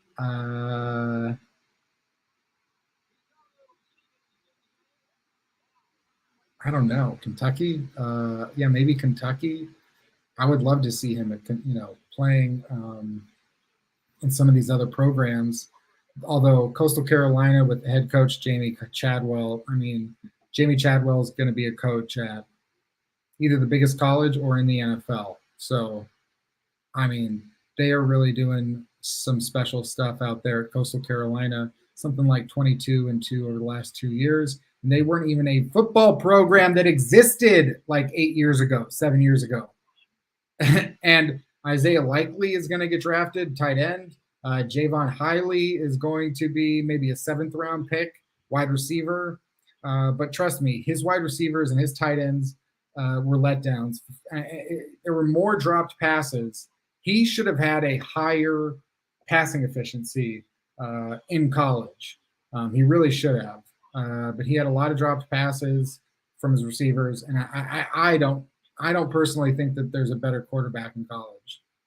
When I watch him, I get so excited. So when he put me on this, when all of a sudden I'm looking at his highlights, my heart starts fluttering. This is what I want in a quarterback every day. And there's things to improve on. There's things to work on. But I'm telling you that there's not even quarterbacks in the draft this year that can make these throws, some of them. A lot of the guys that we're talking about cannot even make these throws. He's got greater arm strength. Even with arm strength being an issue, he's got greater arm strength than anybody in this draft except for Carson Strong. Malik Willis has more arm strength, but it doesn't go anywhere that he wants it to go. And look at the accuracy that Grayson Mccall has. Who else has a strong arm? Not very many quarterbacks in this draft have near arm strength. And that's, again, it's not his attribute. But I want this guy on an offense. Grayson Mccall would have been eligible to be drafted this year, which is why I was profiling all the quarterbacks last year. I always had Grayson Mccall ranked as my number 1 quarterback in the class, and he didn't declare because, like I said, he's not a first-round pick. But I think it would have been interesting if he entered this draft. I think he probably would be, if he was in this draft, I obviously would rank him number 1. That's not even a question. But I think the NFL and people in general, they might have buried him in that Carson Strong area, because I still think Carson Strong could be the best quarterback in this draft class. He had the best season except for Pickett and Ritter. He has the strongest arm. He's got the injury issues. He's got the knee issues, and he's kind of just a little bit one-dimensional or two-dimensional. He's definitely not athletic to the degree that people talk about. I just think if this guy, Grayson Mccall, gets better, I can't wait to start making GIFs and breakdowns of some of the nuanced plays in Grayson McCall's arsenal. Because when you get that, so Grayson Mccall, he was, like I said, the same class as Sam Howell. So Sam Howell obviously declared. Grayson McCall redshirted his freshman year. Howell didn't. So he's played the last 2 years, and he will play his 3rd year next year when he'll be a senior. And I think he should be a Heisman candidate, but to think of a guy winning a Heisman at Coastal Carolina, it's a long shot, especially, like I said, looking when you've got the sort of support that someone like Bryce Young has, when you've got this kind of support that someone like CJ Stroud has, and when you're not playing in one of these Power 5 schools. I think that's sort of going to be hard for him to win the Heisman, but I do think he's the best player in college football. And I think when I get down to some of these nuanced plays, these little plays that you don't see, how Matthew Stafford spent 12 years in Detroit and nobody really watched a game of his. You just looked at the stats. You saw a game when the Seahawks played the Lions, and every now and then, he really was on primetime, I think 3 times in 12 years. So he goes to LA, they win the Super Bowl, and all of a sudden people are talking about no-look passes and sidewind and that kind of stuff. He was doing no-look passes in Detroit. He didn't change who he is. He's been doing that the whole time. Grayson McCall's got those kind of highlights. He's got highlights that nobody are talking about, that nobody is seeing. And I watch him all the time, and I cannot wait to rewatch every game that he's ever played in college, because I'm going to, and I'm going to show you every little play that, like, look at how he diagnosed this. Look at how he flipped this there. Look at how he evaded the tackle and ran for a first down. He is so special, and I'm so excited now to be in another year where I can talk about Grayson McCall, because last year I said this is the next Zach Wilson. He led the nation and he broke the record for passing efficiency, but didn't get that Zach Wilson draft hype. Maybe it is justified, maybe not. But I'm setting aside all of the negatives that people say, like, well, you didn't do this like other quarterbacks, and you didn't do this like other quarterbacks, and you didn't do this like other quarterbacks. You're goddamn right. He's Grayson McCall. He's not like other quarterbacks. And I think just like Russell Wilson, where people are saying, yeah, he's great and all, but he's only 5'10". There's no way he can succeed with that. I don't want to call it a deficiency, but, there are no quarterbacks 5'10" in the league. And you can only compare him to Fran Tarkenton, a guy that played 40 years ago. I think that Grayson McCall is like that, where all the things that say, well, you can't really succeed in the NFL, this, that, and the other thing. I don't know. He's succeeding in college, and I really think that if you find a guy that is able to find ways to win week after week, and not just able to find ways to win in a Tim Tebow way, but like able to find the play, able to find the first down. Holy shit. I mean, God, look at this guy. Look at this. I know it looks ugly. I know it looks awkward, but he throws across his body and he throws an absolute strike to the one place to do that. I love this kid, Grayson McCall. Thank you for asking and bringing up Grayson McCall, because it means that I got the opportunity to just do that right now. I'm sorry if anybody hates this part. But maybe now it's a little bit more clear why I think this guy is so special. QB Spotlight, why simple plays matter, importance of responding to negative plays, examples from Malik Willis and Grayson McCall. So, obviously here he's saying that Malik Willis has some Grayson McCall in him and some of those less talked about plays. And that could be absolutely true. I'm not totally discounting that Grayson McCall, Malik Willis can develop into a quarterback of great note. But when you look at the fact they both played the last 2 years at schools way outside of Power 5 programs, and yet there's just such a remarkable difference in the outcome. And I think that Grayson McCall, he just didn't have all those mistakes.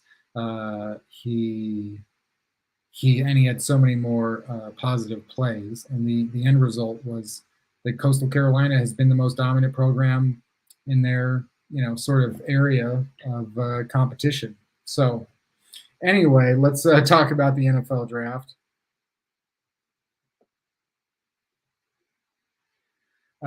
Seaside Joe showed all these great running backs, took teams to the playoffs earlier despite questionable. Exactly.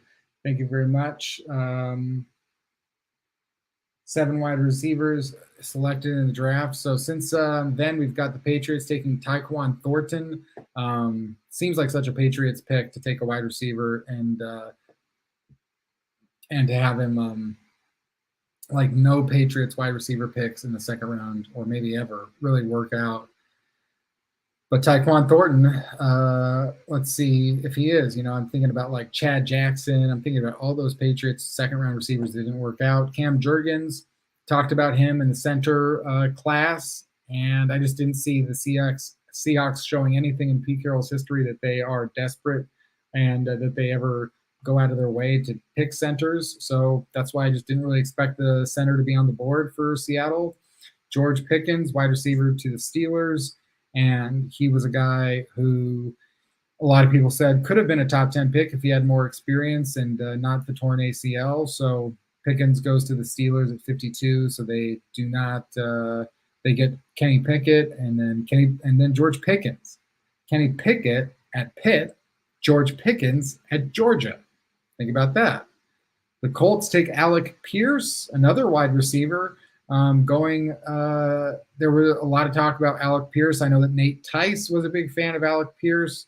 And there's a chance that Alec Pierce out of Cincinnati, one of Desmond Ritter's weapons, he could develop into a real high-quality receiver in the NFL. Sky Moore had gotten some first-round buzz, and the Chiefs take Sky Moore, so they really are happy. You got to think that if you're the Chiefs and people were talking about you and a wide receiver, got to be really happy coming away with Sky Moore. First tight end off the board. The Cardinals select Trey McBride.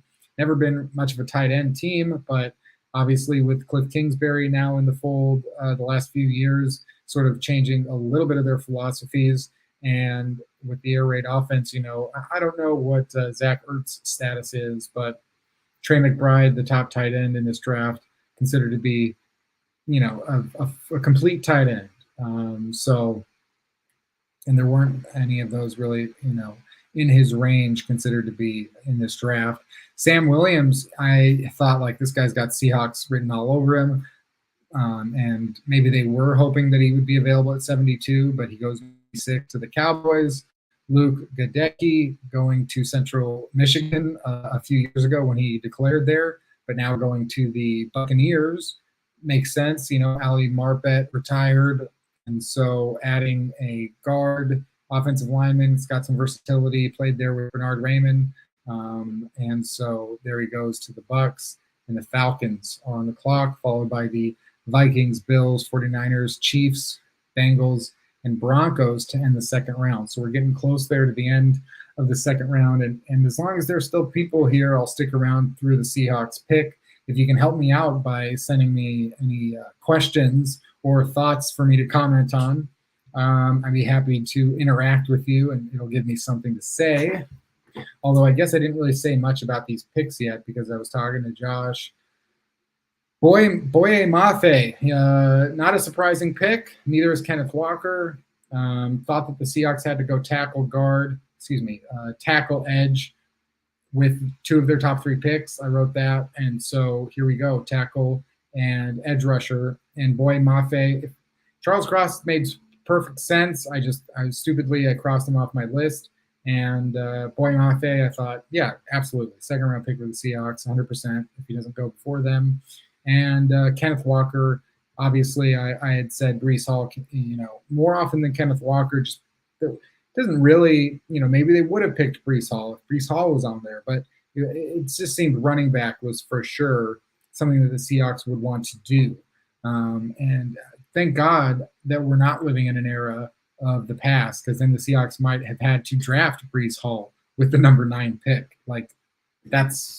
Or Kenneth Walker, that's sort of where we used to be, but we're not there anymore.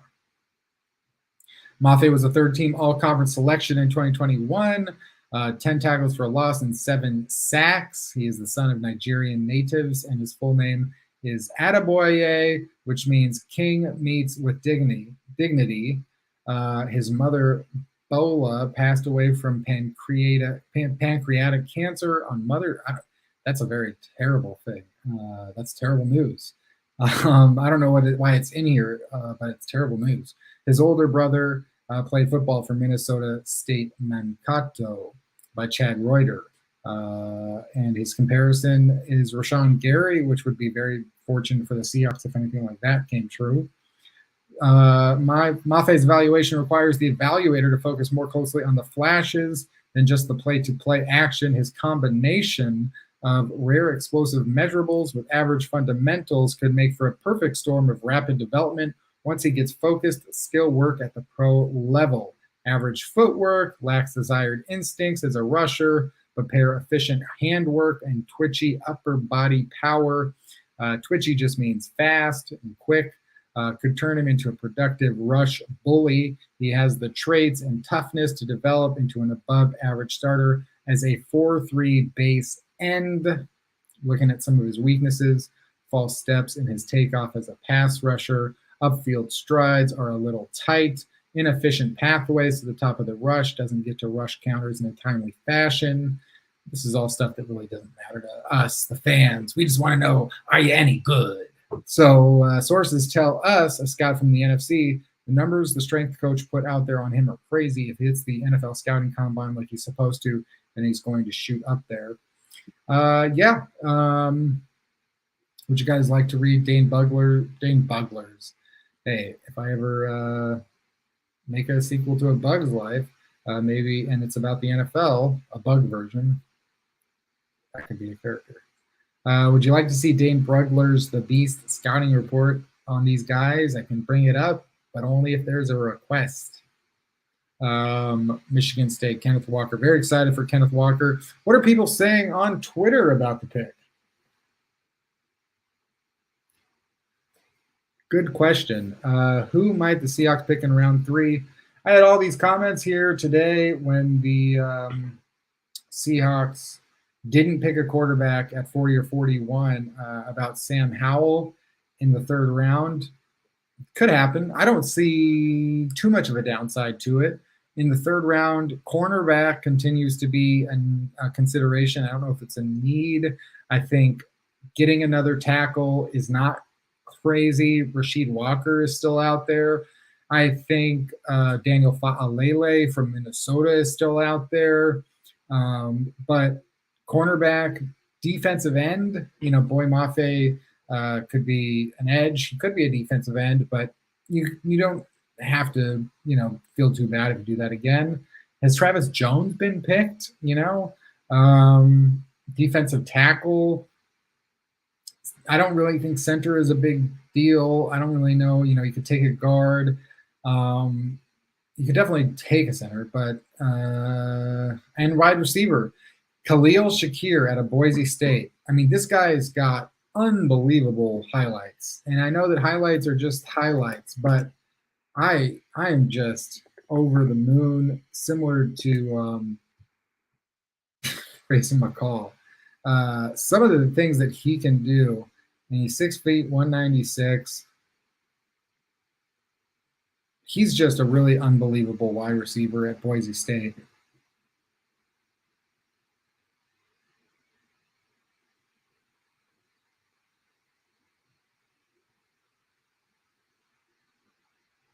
I mean, when you guys see that catch, do you think that that's cool? Do you think that's exciting? Because I do. I know it's just one play, but he does a lot of these. He's got a lot of these. So Khalil Shakir is a guy that I would never be upset about. I think he's got the ability. He's got the ability to run. So he could do those jet sweeps. I think he can do a little bit of Robert Woods type stuff. I think he's got Doug Baldwin in him. Look at the shiftiness. I mean, I get really excited watching great football players, and Khalil Shakir is one of those.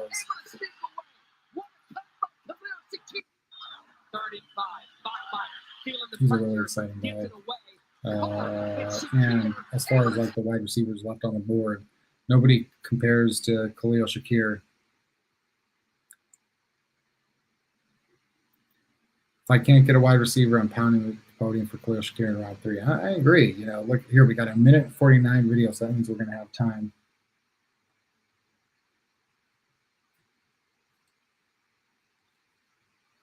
You can see him on the outside here. I mean, the speed shows up. And he's playing with, who is Boise State's quarterback?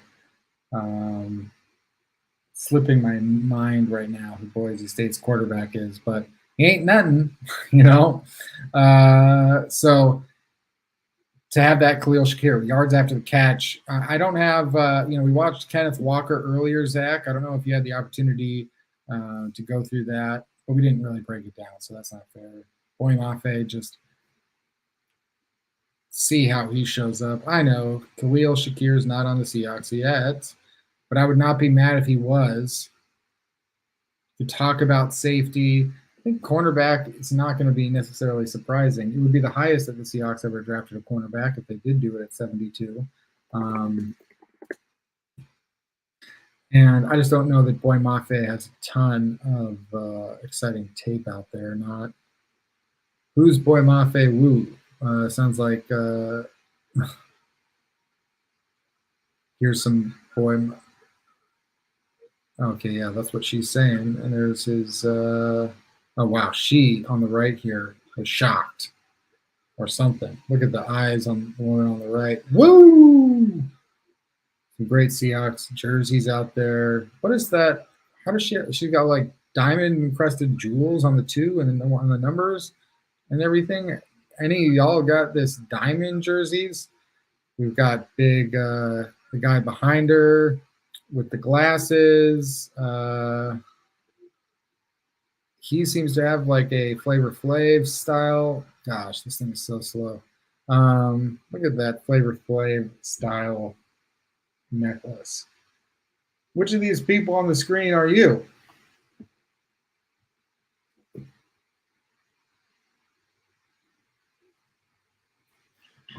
That I think kickers. It's so Cade York I think is who you're talking about, and kickers are best of luck. The Rams just won a Super Bowl with Matt Gay as the kicker. Matt Gay was a 5th-round pick of the Bucs in 2019. Spent 2019 with the Bucs. Was bouncing around the NFL in 2020. Landed with the Rams in the second half of the 2020 season. And even now, I don't know that Matt Gay is really solidified, but he was a Pro Bowler last year. And this was a guy that the Bucs used a 5th-round pick on Matt Gay and then cut him. Other kickers around the league, a lot of the ones that were drafted, they got cut early in their careers. And so I don't really love the idea of drafting a kicker just like Jason Myers was a guy that you don't have to draft him. He had some good times with the Seahawks. They didn't have to draft him. And I don't think that the Seahawks, I know free agency is over, but there will be good pickups after the draft. And there will be good pickups maybe even in training camp and after cuts in training camp. So I'm not against drafting a kicker, especially if the Seahawks are like, I really love this guy, but the guys that seem to be rated the highest seem to just often do the worst. Roberto Aguayo being the prime example. There just is no such thing as like a safe kicking draft pick. But at the same time, that you have to add one, or the Seahawks could stick with Jason Myers.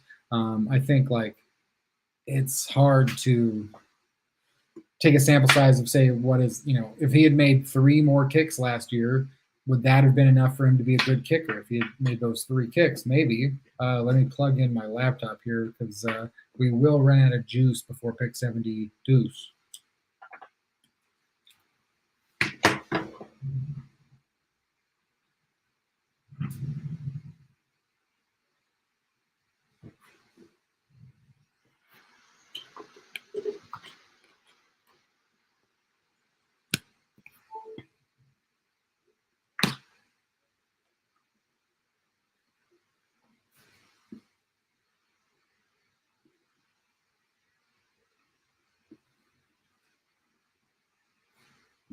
All right, the Bengals just took cornerback Cam Taylor-Britt out of Nebraska. I liked him all right. He's all right, but not for the Seahawks. I would be one of these people. Dwayne, welcome back. Do you think the Hawks are happy going into the season with Cody Barton? If you don't, you think, oh yeah, I totally forgot inside linebacker and off-ball linebacker Dwayne. It's a good point. Let's pull up the com. Let's do a better thing than looking at that Mafe reaction. Let's pull up the consensus big board. I wish I could I wish I had a big board that knocked off. I guess I could go to another website, but I would like to see a big board that has all the guys that have been drafted. DeMarvin Leal used to be considered a top 15 pick in this draft consensus, and here he is, still available, and he's 56th overall. Looking at the players that have gone off the board as I've been yadding away.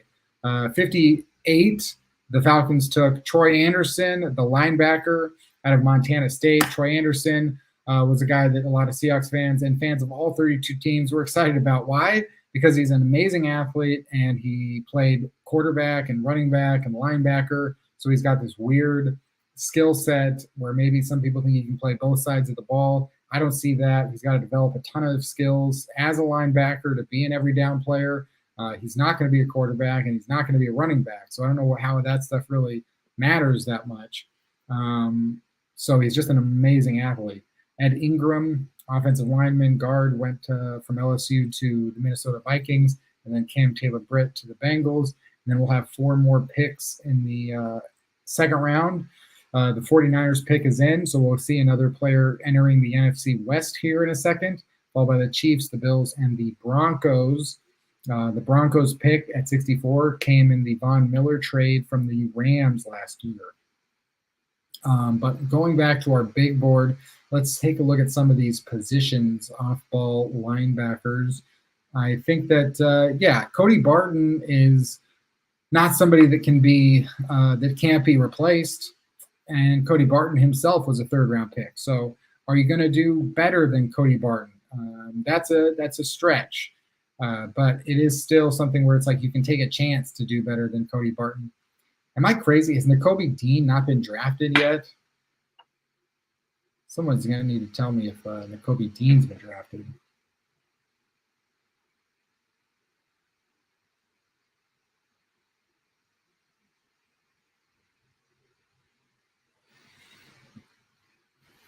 I got to see if Nakobe Dean, I thought that he has not been drafted. And the reason that I'm not sure is I have been talking to y'all.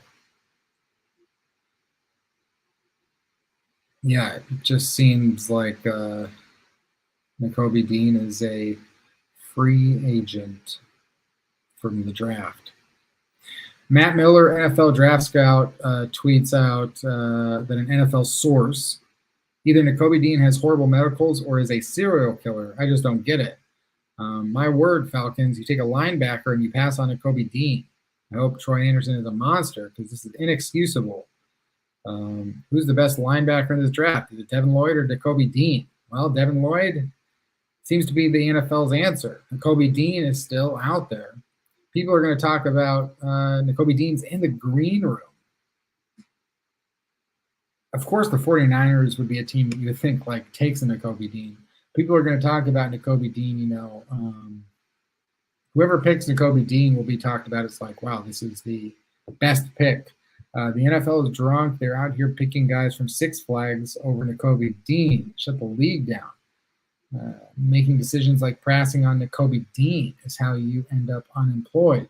I guess every team in the NFL is going to end up unemployed. So it really seems like something's up with Nakobe Dean, once considered to be a top 20 pick. We're now almost at the end of the second round, and Nakobe Dean is available. Is it a medical issue? Is it people don't really – they, like, watched all that Georgia tape over and over again, and they just came away with different opinions than people on Twitter, thinking that Nakobe Dean was the weak spot, I guess, of that Georgia defense, when a lot of others thought that he was a strong spot, because Quay Walker, as you can see, was an early draft pick.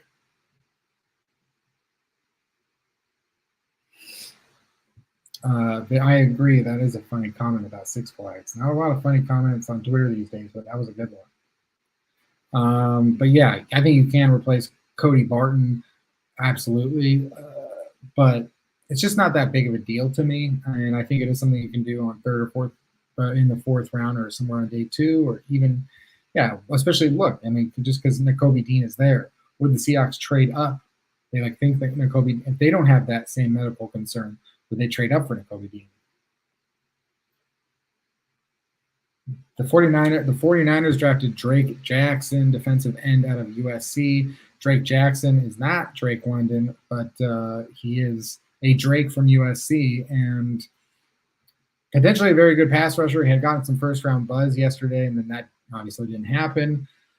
Christian Harris, once considered to be a first-round pick out of Alabama, his stock has fallen. Chad Muma out of Wyoming is a guy that I know some people are big fans of, and I'm just sort of unsure that I just, again, like the value-wise, I'm not over the moon. Leo Chenal, phenomenal athletic profile, and thought he could have gone earlier than this. Obviously, he has not. Channing Tindall was a guy that I know Rob Staten had mocked to the Seahawks quite a few times. Brian Asamoah out of Oklahoma. Darian Beavers. Thought he had some comps here, in the NFL that would have made him a reasonable draft pick for the Seahawks. He compares pretty favorably, I think, to I don't want to tell tales out of school. Maybe a Cody Barton. I had looked at Darian Beavers, and he had like an exact comp to a former Seahawks linebacker, but I can't quite be sure. Damone Clark is going to miss the entire year as he recovers from spinal fusion surgery. So kind of a risky pick where Damone Clark could be undrafted. Brandon Smith, developmentally, if you take that chance on Brandon Smith, maybe in 2 or 3 years, you're looking at the best linebacker left on the board right now. Joe Doman, Terrell Bernard is another guy that had some really good, I think, measurements. Jesse Lakita, probably more of a late day 3 pick. Malcolm Rodriguez out of Oklahoma State. Oklahoma State doesn't have very many NFL prospects. I was watching them last year, and Malcolm Rodriguez was one of the few, maybe the best Oklahoma State prospect, and could be a 5th-round pick. And I think he's kind of that discount version of some of the guys that are expected to go today. So I think Malcolm Rodriguez at Oklahoma State can fill that role.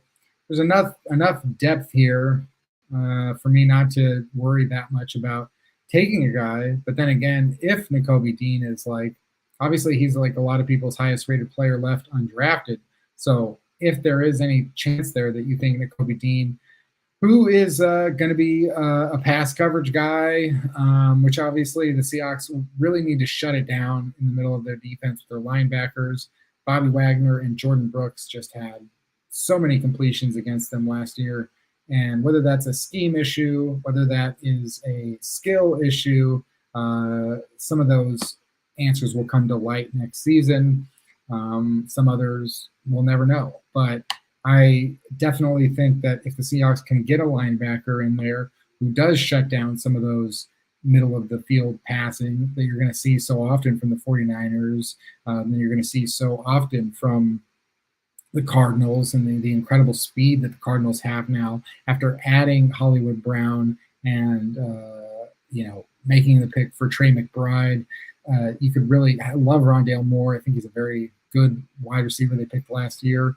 I think that it's not that bad of an idea. I wanted to pull up something here, some of the advanced stats for the Seahawks last year. Ooh, see those numbers going down. Okay, what position should the Hawks address at 72? Because, yeah, that's what you want to know. And I don't have I keep rambling. And I know there was a scheme issue about going on the defense from Ken Norton to Clint Hurt.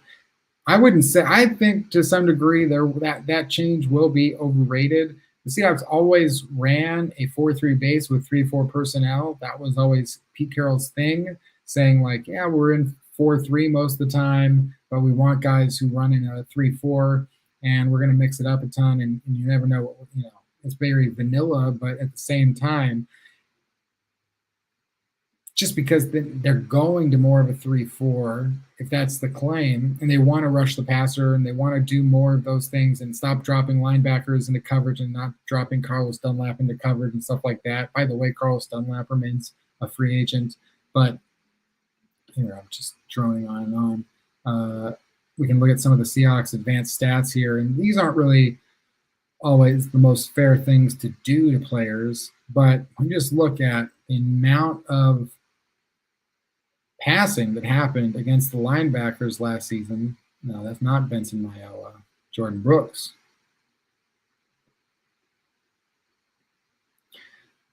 Jordan Brooks. 96 throws at Jordan Brooks, 77 completions, 865 yards, 4 touchdowns against Jordan Brooks, but solid 184 tackles. He was only credited with 9 missed tackles. Bobby Wagner, 170 tackles, credited with 12 missed tackles. But 87 throws at Bobby Wagner for 71 completions. And look, if you're shutting down first downs, if they're not getting yards, if you're making turnovers, that's all fine and good. You can live with that. But the Seahawks weren't really doing that. There wasn't really a shutdown. Teams could just do 1,000 cuts and move down the field and slowly, methodically wear down this defense until the fourth quarter. They were so gassed, they were so out of breath that they couldn't stop the run. allowed 4.4 yards per carry in the fourth quarter, which was their worst quarter. Got progressively worse as the game went on. And those throws in the middle of the field, if you can go out there, if Nakobe Dean is the guy that's going to shut that down, fair enough, but it wasn't really what we saw. And Jamal Adams, 51 targets, 34 touchdowns were thrown with Jamal Adams in coverage, as well as Jordan Brooks, 4 touchdowns with him in coverage, 3 each for DJ Reed and Ryan Neal. And so shutting down some of those touchdowns and creating more turnovers would be ideal. The wide receivers, it's like Khalil Shakir more than anybody else. Let me go back to that tab as the draft gets a little bit closer here to the Seahawks at 72, and then I'm probably going to sign off.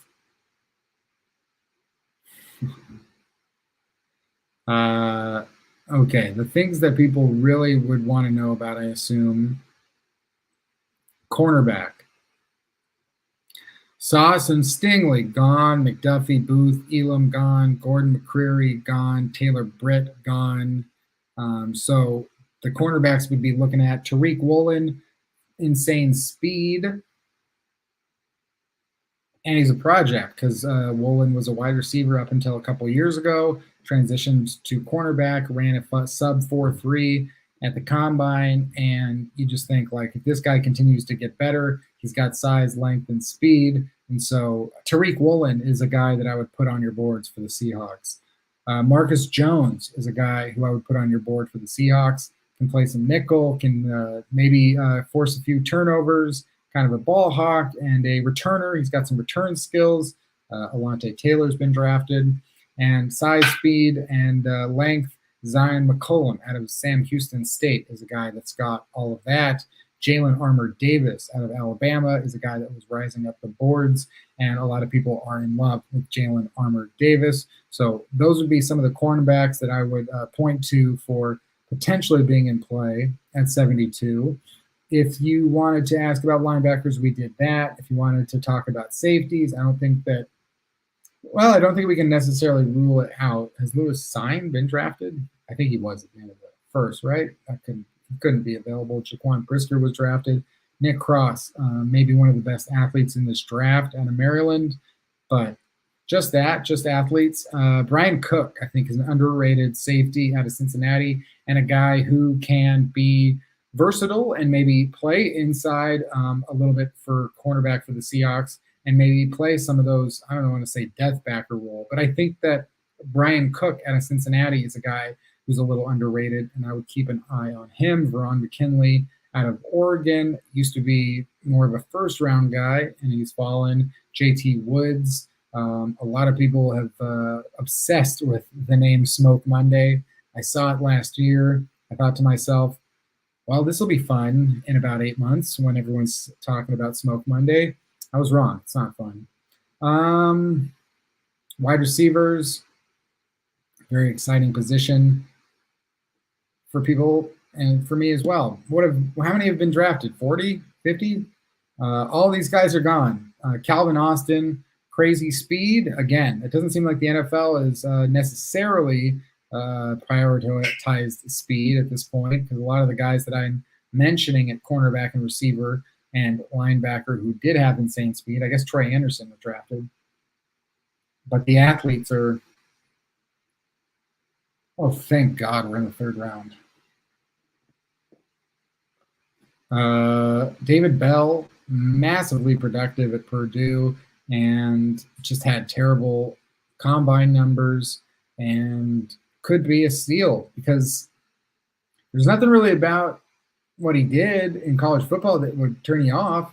But when he goes and he tests, he's pretty much the worst tester in this whole class for wide receivers, pretty much. And yet, all he did was put up 100 yards while playing for Purdue, whose quarterback isn't Sam Hartman, that's Wake Forest. But his quarterback is not a good quarterback. Justin Ross, as a true freshman, was phenomenal, but had a really bad injury and it just hasn't been the same. He was actually maybe the only guy who tested worse than David Bell. Romeo Doubs. I would bookmark that. For the Seahawks out there who are still Seahawks fans out there still watching, bookmark Romeo Doubs out of Nevada, maybe the most Seahawks likely target. Wide receiver, Danny Gray has a bunch of fans. Tyquan Thornton's been drafted. Velus Jones ran a 4.3. Kyle Phillips is fine. Bo Melton is an underrated guy. Kevin Austin's underrated. This is why you don't really need to draft a wide receiver so early, although I do love some of the guys who have been drafted. I hope the Seahawks sign Jarrett Stearns out of Western Kentucky after the draft. He's super small. He's super small. Transferred from Houston Baptist to Western Kentucky last year with Bailey Zappi.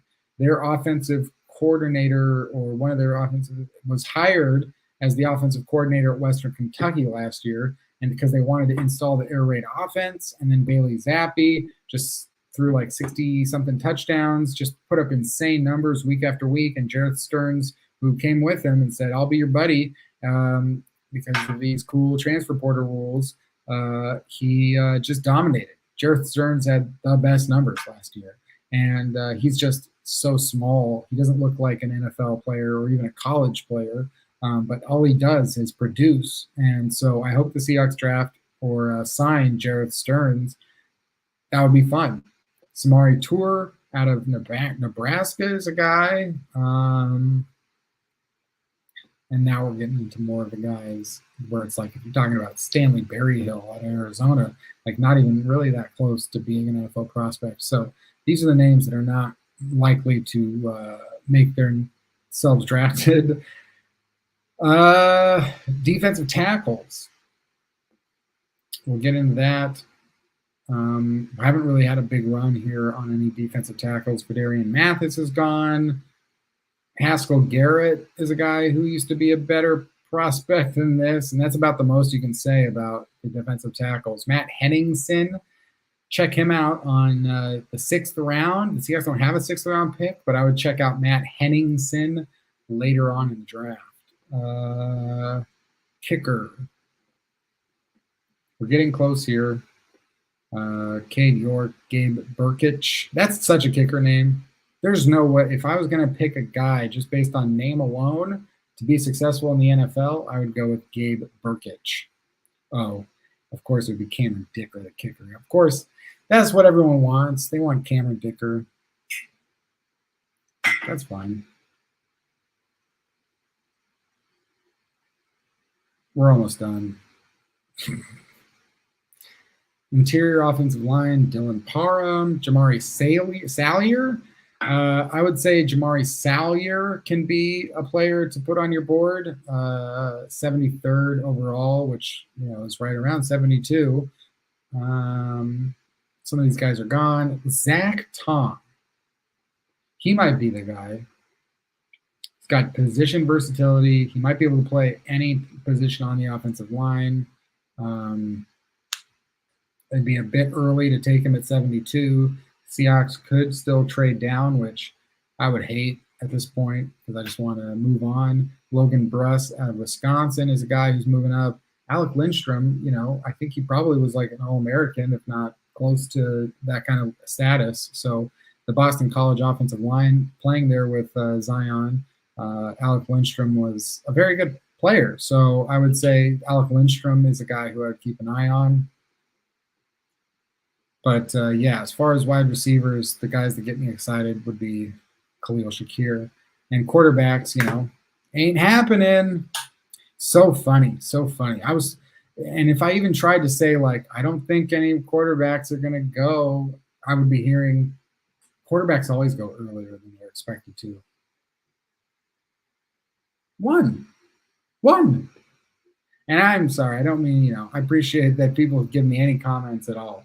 But it's just not the case. I mean, if you don't have the good prospects, what do you think is going to happen if you don't have the good prospects? And there's other guys at other positions. Here, let's pull up the draft. It's just a bad class. That's okay. I mean, it's just a bad quarterback class. It's not anything against the human beings involved. It's not anything against, there's no greater power here. overlooking and taking offense to somebody, just making the same notes that we make about the Jaguars and the Jets when we call them terrible. When we look at certain players and say, like, man, get that Daniel Jones out of here. He sucks. You can say, at what point in a guy's life, career, are you allowed to say that he sucks? At what point, And I'm not even saying, hey, the quarterbacks in this class, like, oh man, Desmond Ritter, you suck. I have nothing but hope for respect for the quarterbacks in this class. I wish them well, good fortunes. I wish them money, happiness, height. I wish them free tickets to a show. Okay. But when I'm talking about drafting a player in the NFL draft and assessing value, there's nothing surprising to me about one quarterback in the top 2 rounds of this draft. Nothing. I mean, that's what we had seen on their resumes. And the guy that I would have drafted early was, it's funny because Scott McLuhan told Rob Staten, I got nothing other than 3rd round grades. That's all I got here on these quarterbacks. And I was thinking, well, then why would anyone draft them before that? What's a 3rd round grade if it's a 1st round grade? That's what I couldn't wrap my head around. What's a 3rd round grade if it's a 1st round grade? How can you say someone's a 3rd round grade and then say he got to go in the top 20? Which I didn't understand how anybody was taking that and interpreting it as anything other than Scott McLuhan saying that these guys would go in the 3rd round at the earliest. And so maybe that's when the Seahawks, maybe they do. Because really, though, Nick Bonito going to the Broncos, an edge rusher, James Cook going to the Bills, complement running back only, receiving the ball. Brian Cook, okay, so Brian Cook was taken by the Chiefs. I was a fan of his, so I think that's a good pick. But let's look at the 3rd round.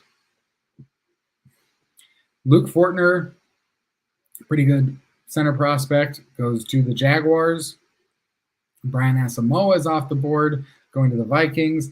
Joshua Ezeudu, offensive lineman at UNC, going to the Giants. And then we've got Browns, Titans, Jaguars, Bears. And then the Seahawks at 72. What do you think is going to happen? Do you think the Seahawks are going to trade down? Who do you want them to take? Give me some of your thoughts. Yeah, I think this 3rd round is going to move pretty fast. I don't know. I haven't been watching the draft at all. But yeah, the Browns pick is in. I would expect these picks to go less than 5 minutes each. And I think teams are kind of anxious to move things on. And there's not, like, trades seem to just be in place where it's like if a team's going to trade, they might make 2 phone calls, but otherwise it's just like, okay, you wanted that trade? Great, it's done. Go ahead. Boom.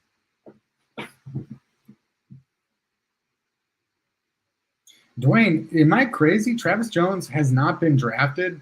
That was a guy that's that's more surprising to me than Nakobe Dean. Because I would think that's the guy that I would think is the best left on the board. Every single team, by the way, on CBS Sports, every single team, best fit is Nakobe Dean. Every time they go by someone, best fit is Nakobe Dean, because that's how high people have him on their boards. I'm surprised when we talk about this guy's a steal, this guy's falling, it's only based on wrong expectations. Like we're taking these wrong expectations. We're taking these wrong evaluations. We're taking these wrong draft grades, and we're saying that the NFL is getting it wrong as if it's their problem. And that's what I always find to be the most funny thing about this guy's a steal. This guy's a reach, or, sure enough, honestly, like I've seen more things where people are showing like, this was my biggest reach. This was the biggest steal based on the consensus and everything like that. To be fair, a lot of these reaches don't really work out, but a lot of players in the NFL don't work out. You're damn right, Todd. Everything about Grayson Mccall is the best. I hope that people are on board with me this season. Let's do watch parties for the Coastal Carolina Chanticleers. I want watch parties because he is the most exciting player to watch in football. Thank you, Zach. Thad, Howell is still available. They're all still available. Desmond Ritter, Malik Willis. Unless I've missed something, they're all still available. It's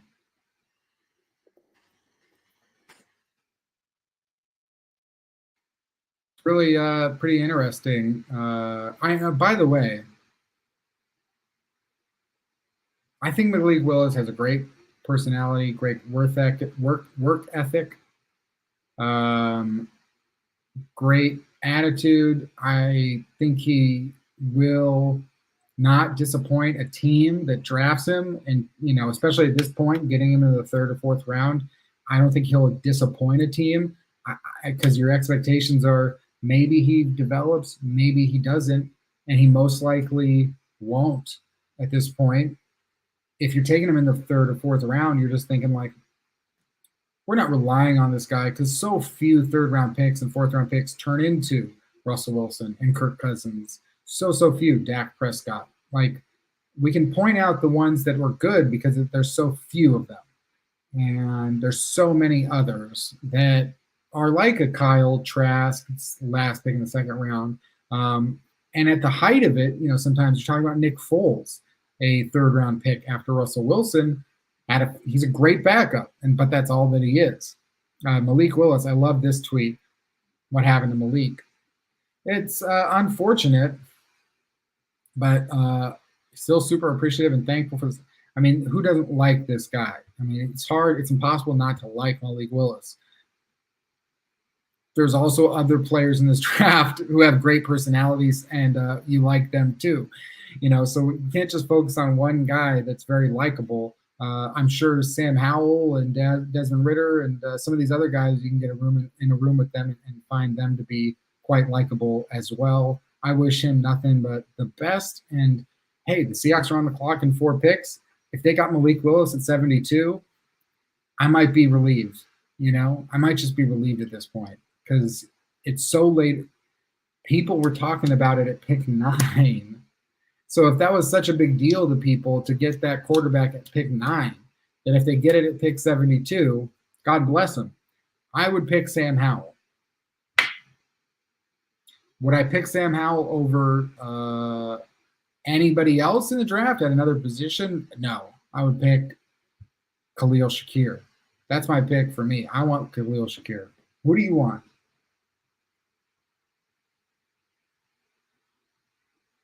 Oh, yeah. I mean, Travis Jones is a great pick. Linebacker or cornerback would be my guess. More linemen wouldn't be surprising. I agree, Lobster. Welcome back. I would like to see him take Travis Jones. I mean, phenomenal that he's still available. Reminds me of the Jordan Hill pick in 2013, if they do that. So would remind me of the Jordan Hill pick. Same area of the draft, similar style. Titans pick is in.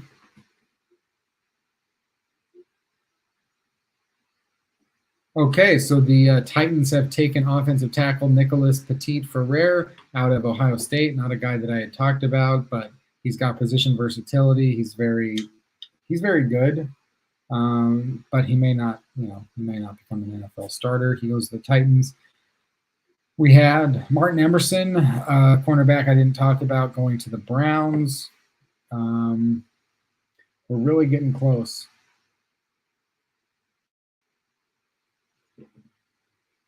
I agree, Dwayne. I agree. It's not a big deal. It's not, if you pick a quarterback here, though, it really doesn't preclude you from doing anything at quarterback next year. You could do pretty much anything. If you take a quarterback at 72, anybody that thinks that that's solidified your quarterback.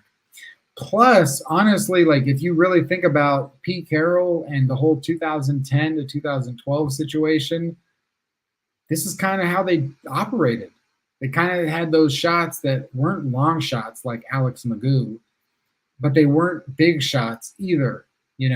Matt Flynn, mid-tier shot. Tavares Jackson, mid-tier shot. Charlie Whitehurst cost them a 2nd-round pick. Russell Wilson cost them a 3rd-round pick. Right now the Seahawks have Drew Lock, who, for my money, as an early 2nd-round pick in 2019, had one season as a starter. played decently at the end of last season, but not enough to make you think that he should be a starter in the NFL. Probably around the value of a 6th round pick. If he was just traded straight up, I think he's about a 6th round pick. Geno Smith is worth 0 picks. So if they did pick some guy here, it would be probably their most valuable shot at a player. But just by bypassing this pick here and waiting and not drafting a quarterback at all, even, certainly the Seahawks would be open for business with some of the other veterans that will be available after the draft. It's so funny to read reports before this of people saying, well, Jimmy Garoppolo, they're trying to get a 2nd round pick for Jimmy Garoppolo. Good luck, I guess. Baker Mayfield, these guys are not worth draft picks. And they're all, that's teams putting information directly in the hands of reporters and saying, this is a lie. Say it, tweet it, spread the lie, please. And that's what you get there. The Jaguars on the board again. They took Chad Muma, so we've got just the Bears and then the Seahawks. I think Khalil Shakir is a very exciting player, but there's a lot of other players on the board of note. I wouldn't go cornerback here because I just don't think that the value is really there or the need is really there. I would think that I would rather double down on tackle or edge over cornerback. So for me, I would rather see the Seahawks do that. I definitely wouldn't go quarterback, but I just think the relief comes in the sense of, I don't know, because it'll be a temporary relief, right? And then all of a sudden, if they picked Malik Willis, who's the guy that dominates the headlines, dominates the storylines, dominates Seahawks Twitter, dominates the stories, and makes people talk about cut Drew Lock, kill Geno Smith, put in Malik. That's what you're begging for if you draft Malik Willis. And that's also why you just have to get to that value in the draft where it's almost like you couldn't possibly ask for this guy to start. Oh my God, Russell Wilson was picked 75 and the Seahawks are at 72. People are going to make parallels if the Seahawks draft a quarterback. I can't stand that.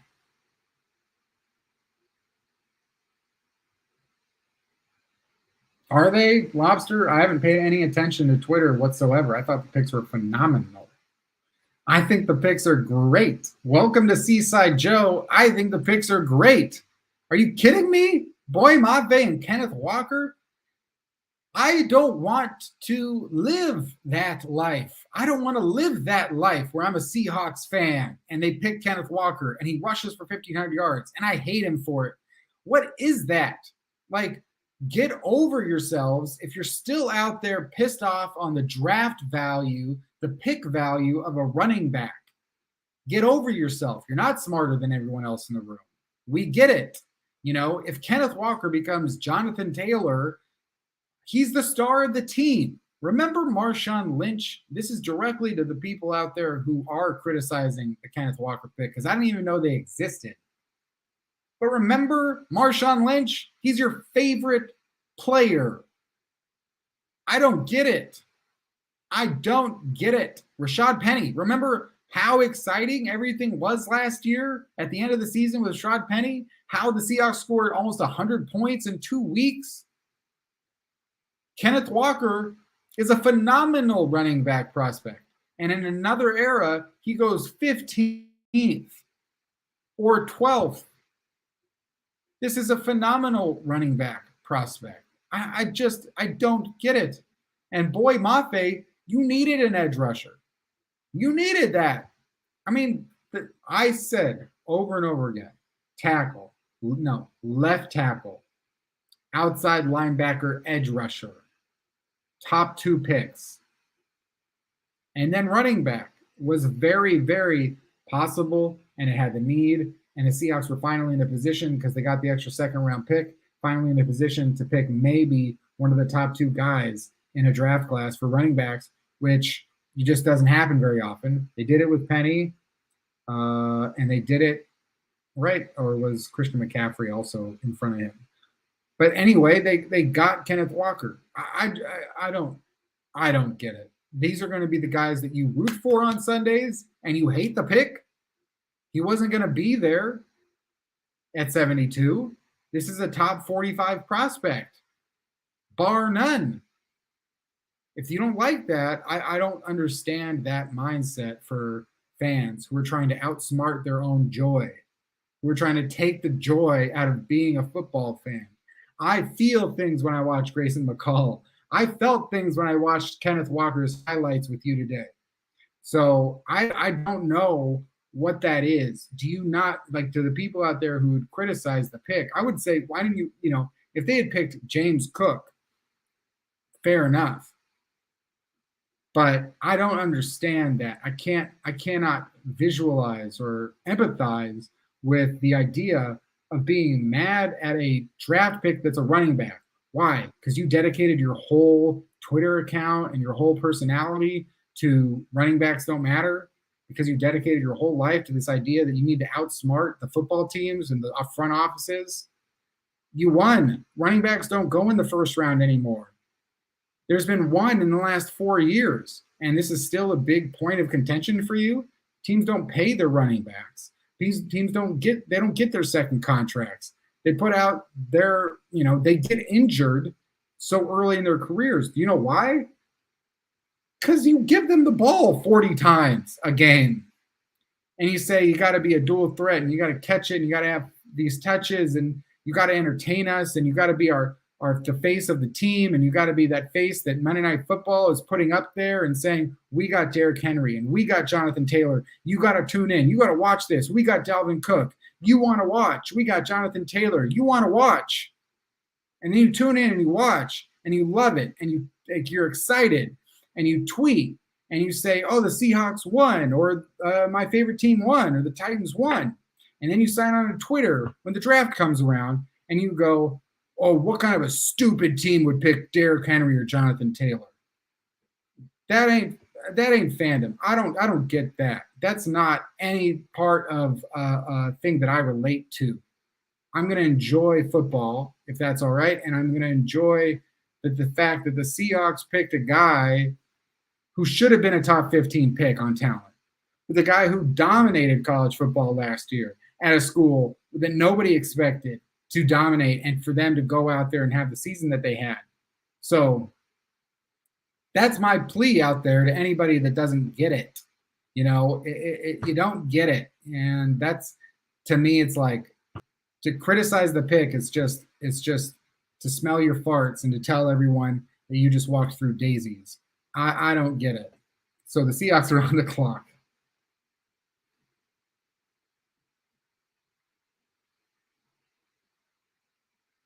I don't know what the Seahawks are doing. The pick is in. I'm not going to look at Twitter. I got the TV behind me, and the Seahawks are going to be done for today unless they trade back into the fourth round, which seems unlikely. I said the Seahawks would be looking for trade downs, but didn't happen in the first round, didn't happen with either their second round picks, and it didn't happen in the third round. So it may just be an issue of how many draft picks that they can actually even literally add to the roster and pay. The Seahawks do have pick 109 in the fourth round, courtesy of, I forget what that's courtesy of, but it's high enough to think that the Seahawks aren't totally out of the conversation for making another pick today, but it is their only fourth round pick. So that would make you think that they probably they may not want to get any sacrifices unless they absolutely fell in love with a guy. But quarterback would be okay. Shaquem Griffin is on up there on the TV. I don't know if you guys can see him. No, you can't because he's all blurred out. All right. I'll react to this. Wow. So the Seahawks, there was a lot of talk. What are the Seahawks going to do at tackle, second round, first round? Should the Seahawks draft a tackle in the first round and then take a tackle in the second round, like, say, Abraham Lucas out of Washington State? Well, guess what? the Seahawks pick Abraham Lucas out of Washington State, the 3rd round pick. This was a guy that crushed the combine.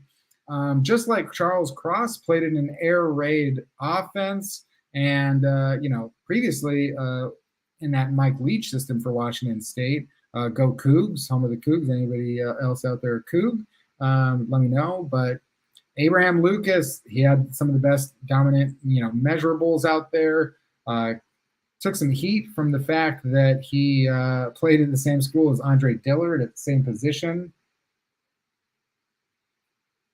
It's 2 former Leach OTs. So for to go from Charles Cross in the 1st round and Abraham Lucas in the 2nd round, that feels like such a move, and doubling down at tackle much better than taking a quarterback. And so for all of you out there who, like me, were a little bit worried about that, fear not. But if you're out there spreading false rumors about Desmond Ritter and the Seahawks being obsessed with quarterbacks and making fans fly off the handle with your reports that are kind of just fake, made up bullshit, maybe do fear that.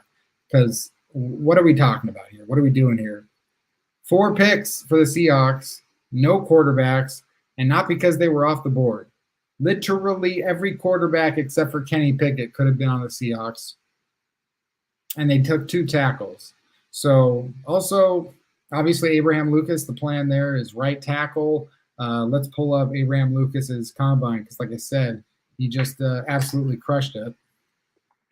Clear reactions to Abraham Lucas. Let me know.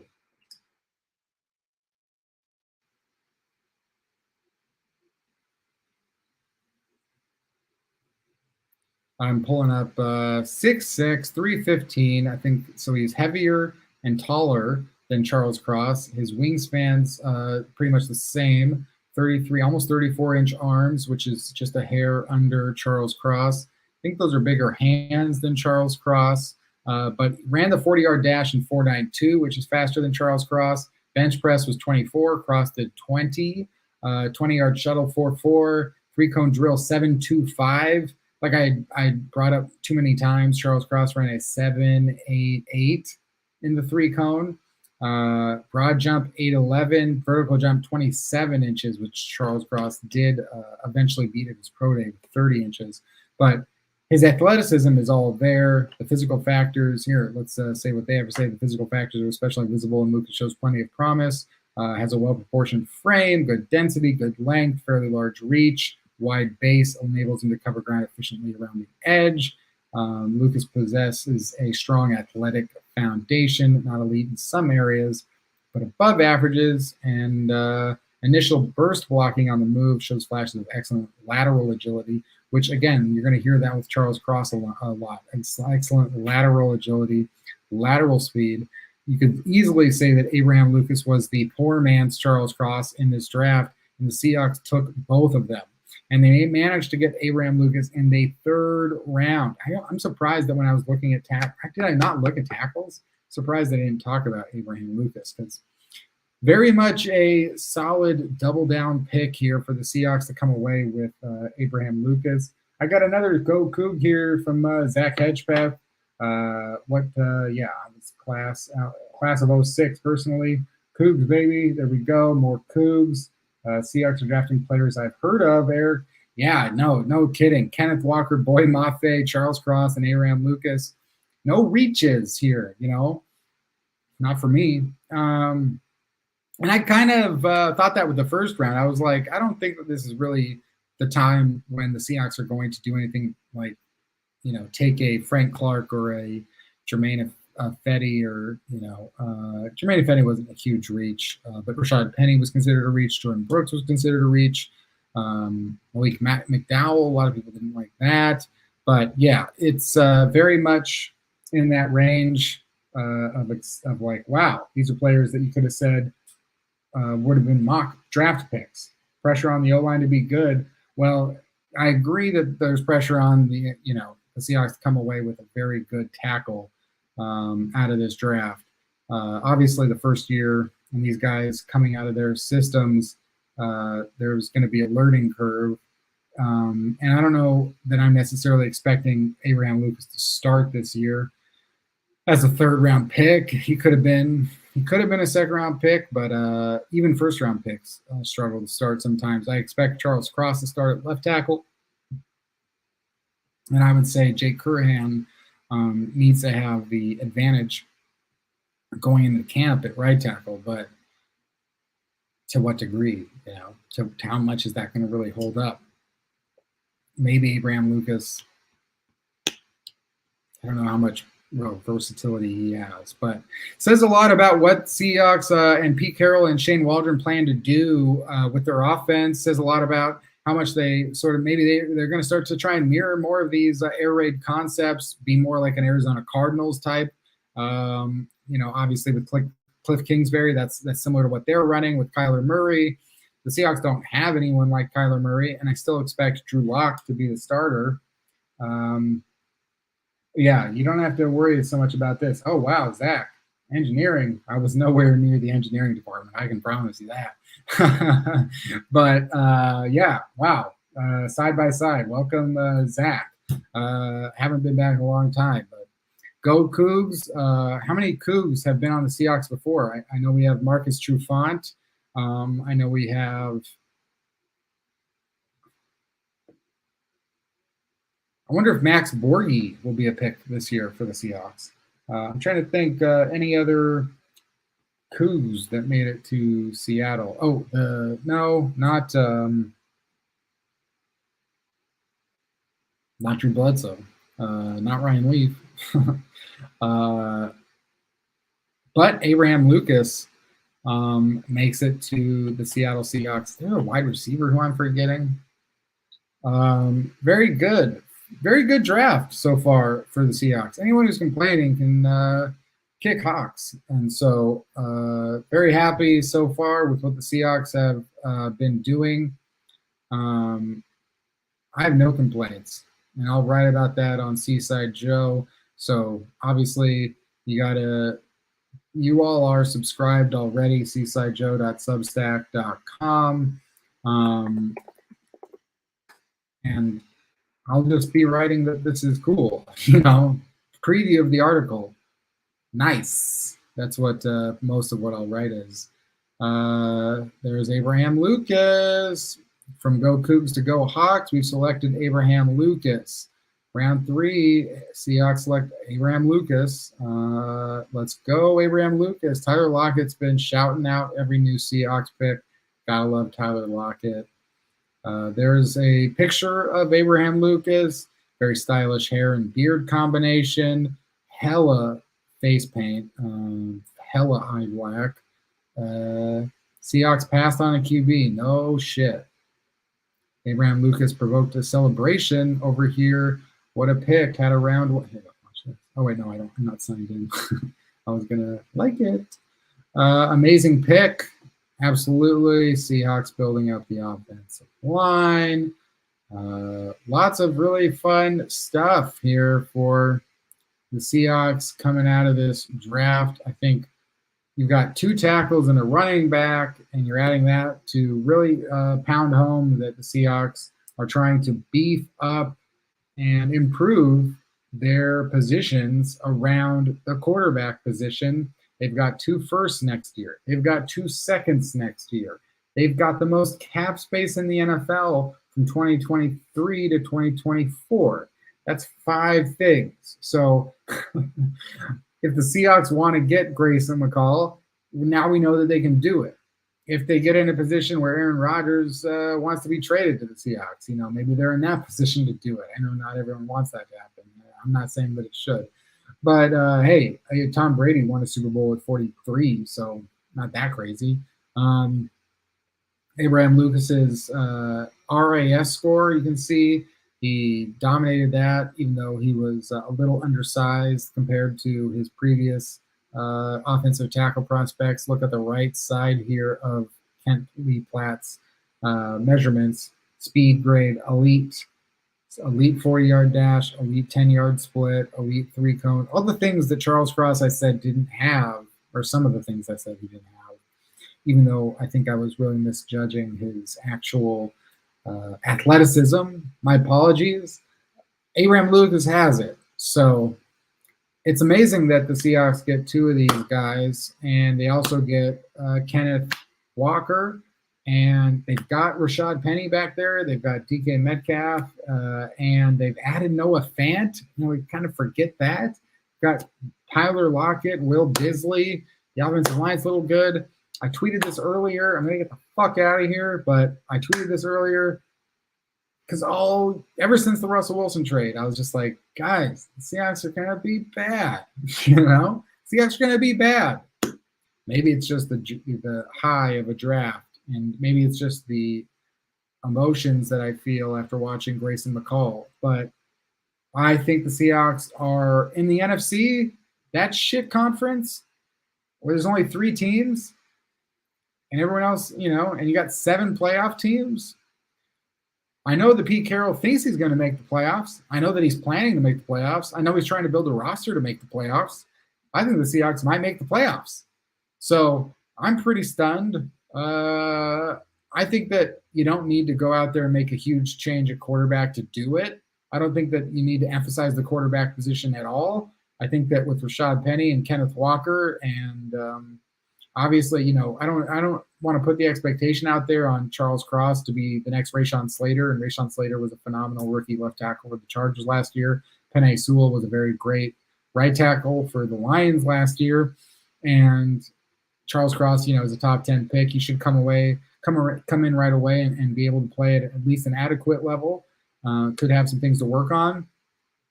But I could see here Shane Waldron drawing up some offensive concepts that Drew Lock and Geno Smith and maybe another guy where they bring in to compete are able to run successfully at a high level. And I think the defense has an opportunity to be better. And I think that there are still going to be some quality veteran players available after the draft that could help the Seattle Seahawks do that. And they have enough cap space to maybe make a run at it. So didn't think that we would get to this point, but because the Seahawks seemingly are having such a good draft, and it's making me think good things, and we're seeing shakeups with the 49ers, and we're seeing shakeups with the Cardinals, and we're seeing uncertainty at so many quarterback positions around the NFC. It's not like the Seahawks are playing in the AFC West, so I am not totally against the idea of Seattle going 9-8 next year, which is a playoff team, and we'll see what happens. The schedule has got some good and some bad, and I think the Seahawks have to feel positively about their ability to lead the league in rushing yards. And so, I don't know. What do you guys think? Well, you don't think anything. So that's it for this episode of Seaside Joe's live draft reaction show. I'm Kenneth Arthur. I don't really know if anything out there is real, if this reality is real, if we're living in a simulation and I'm sort of a brain in a jar. I don't know if football is real. I don't know if anything that I do or say is actually real and happening in the world. But I do know a few things. I'm interested. I'm happy the Seahawks added these 2 draft picks for today's and yesterday's events. I'm happy with the players they selected. I like football for some reason. It makes me happy. Grayson Mccall is the guy that I think will potentially be, I think he could be president of the United States in like 20 years. And I'm happy that you've all joined me for this. I do these things. I'm trying to do these things more regularly because I know I need to get a lot better at it. And I don't know what else I'm going to do with my life if life is real. So thanks for watching. And yeah, I hope you enjoy Seaside Joe and the Substack and the videos and the podcast and all that stuff. Leave your final thoughts in the comments, and go Hawks.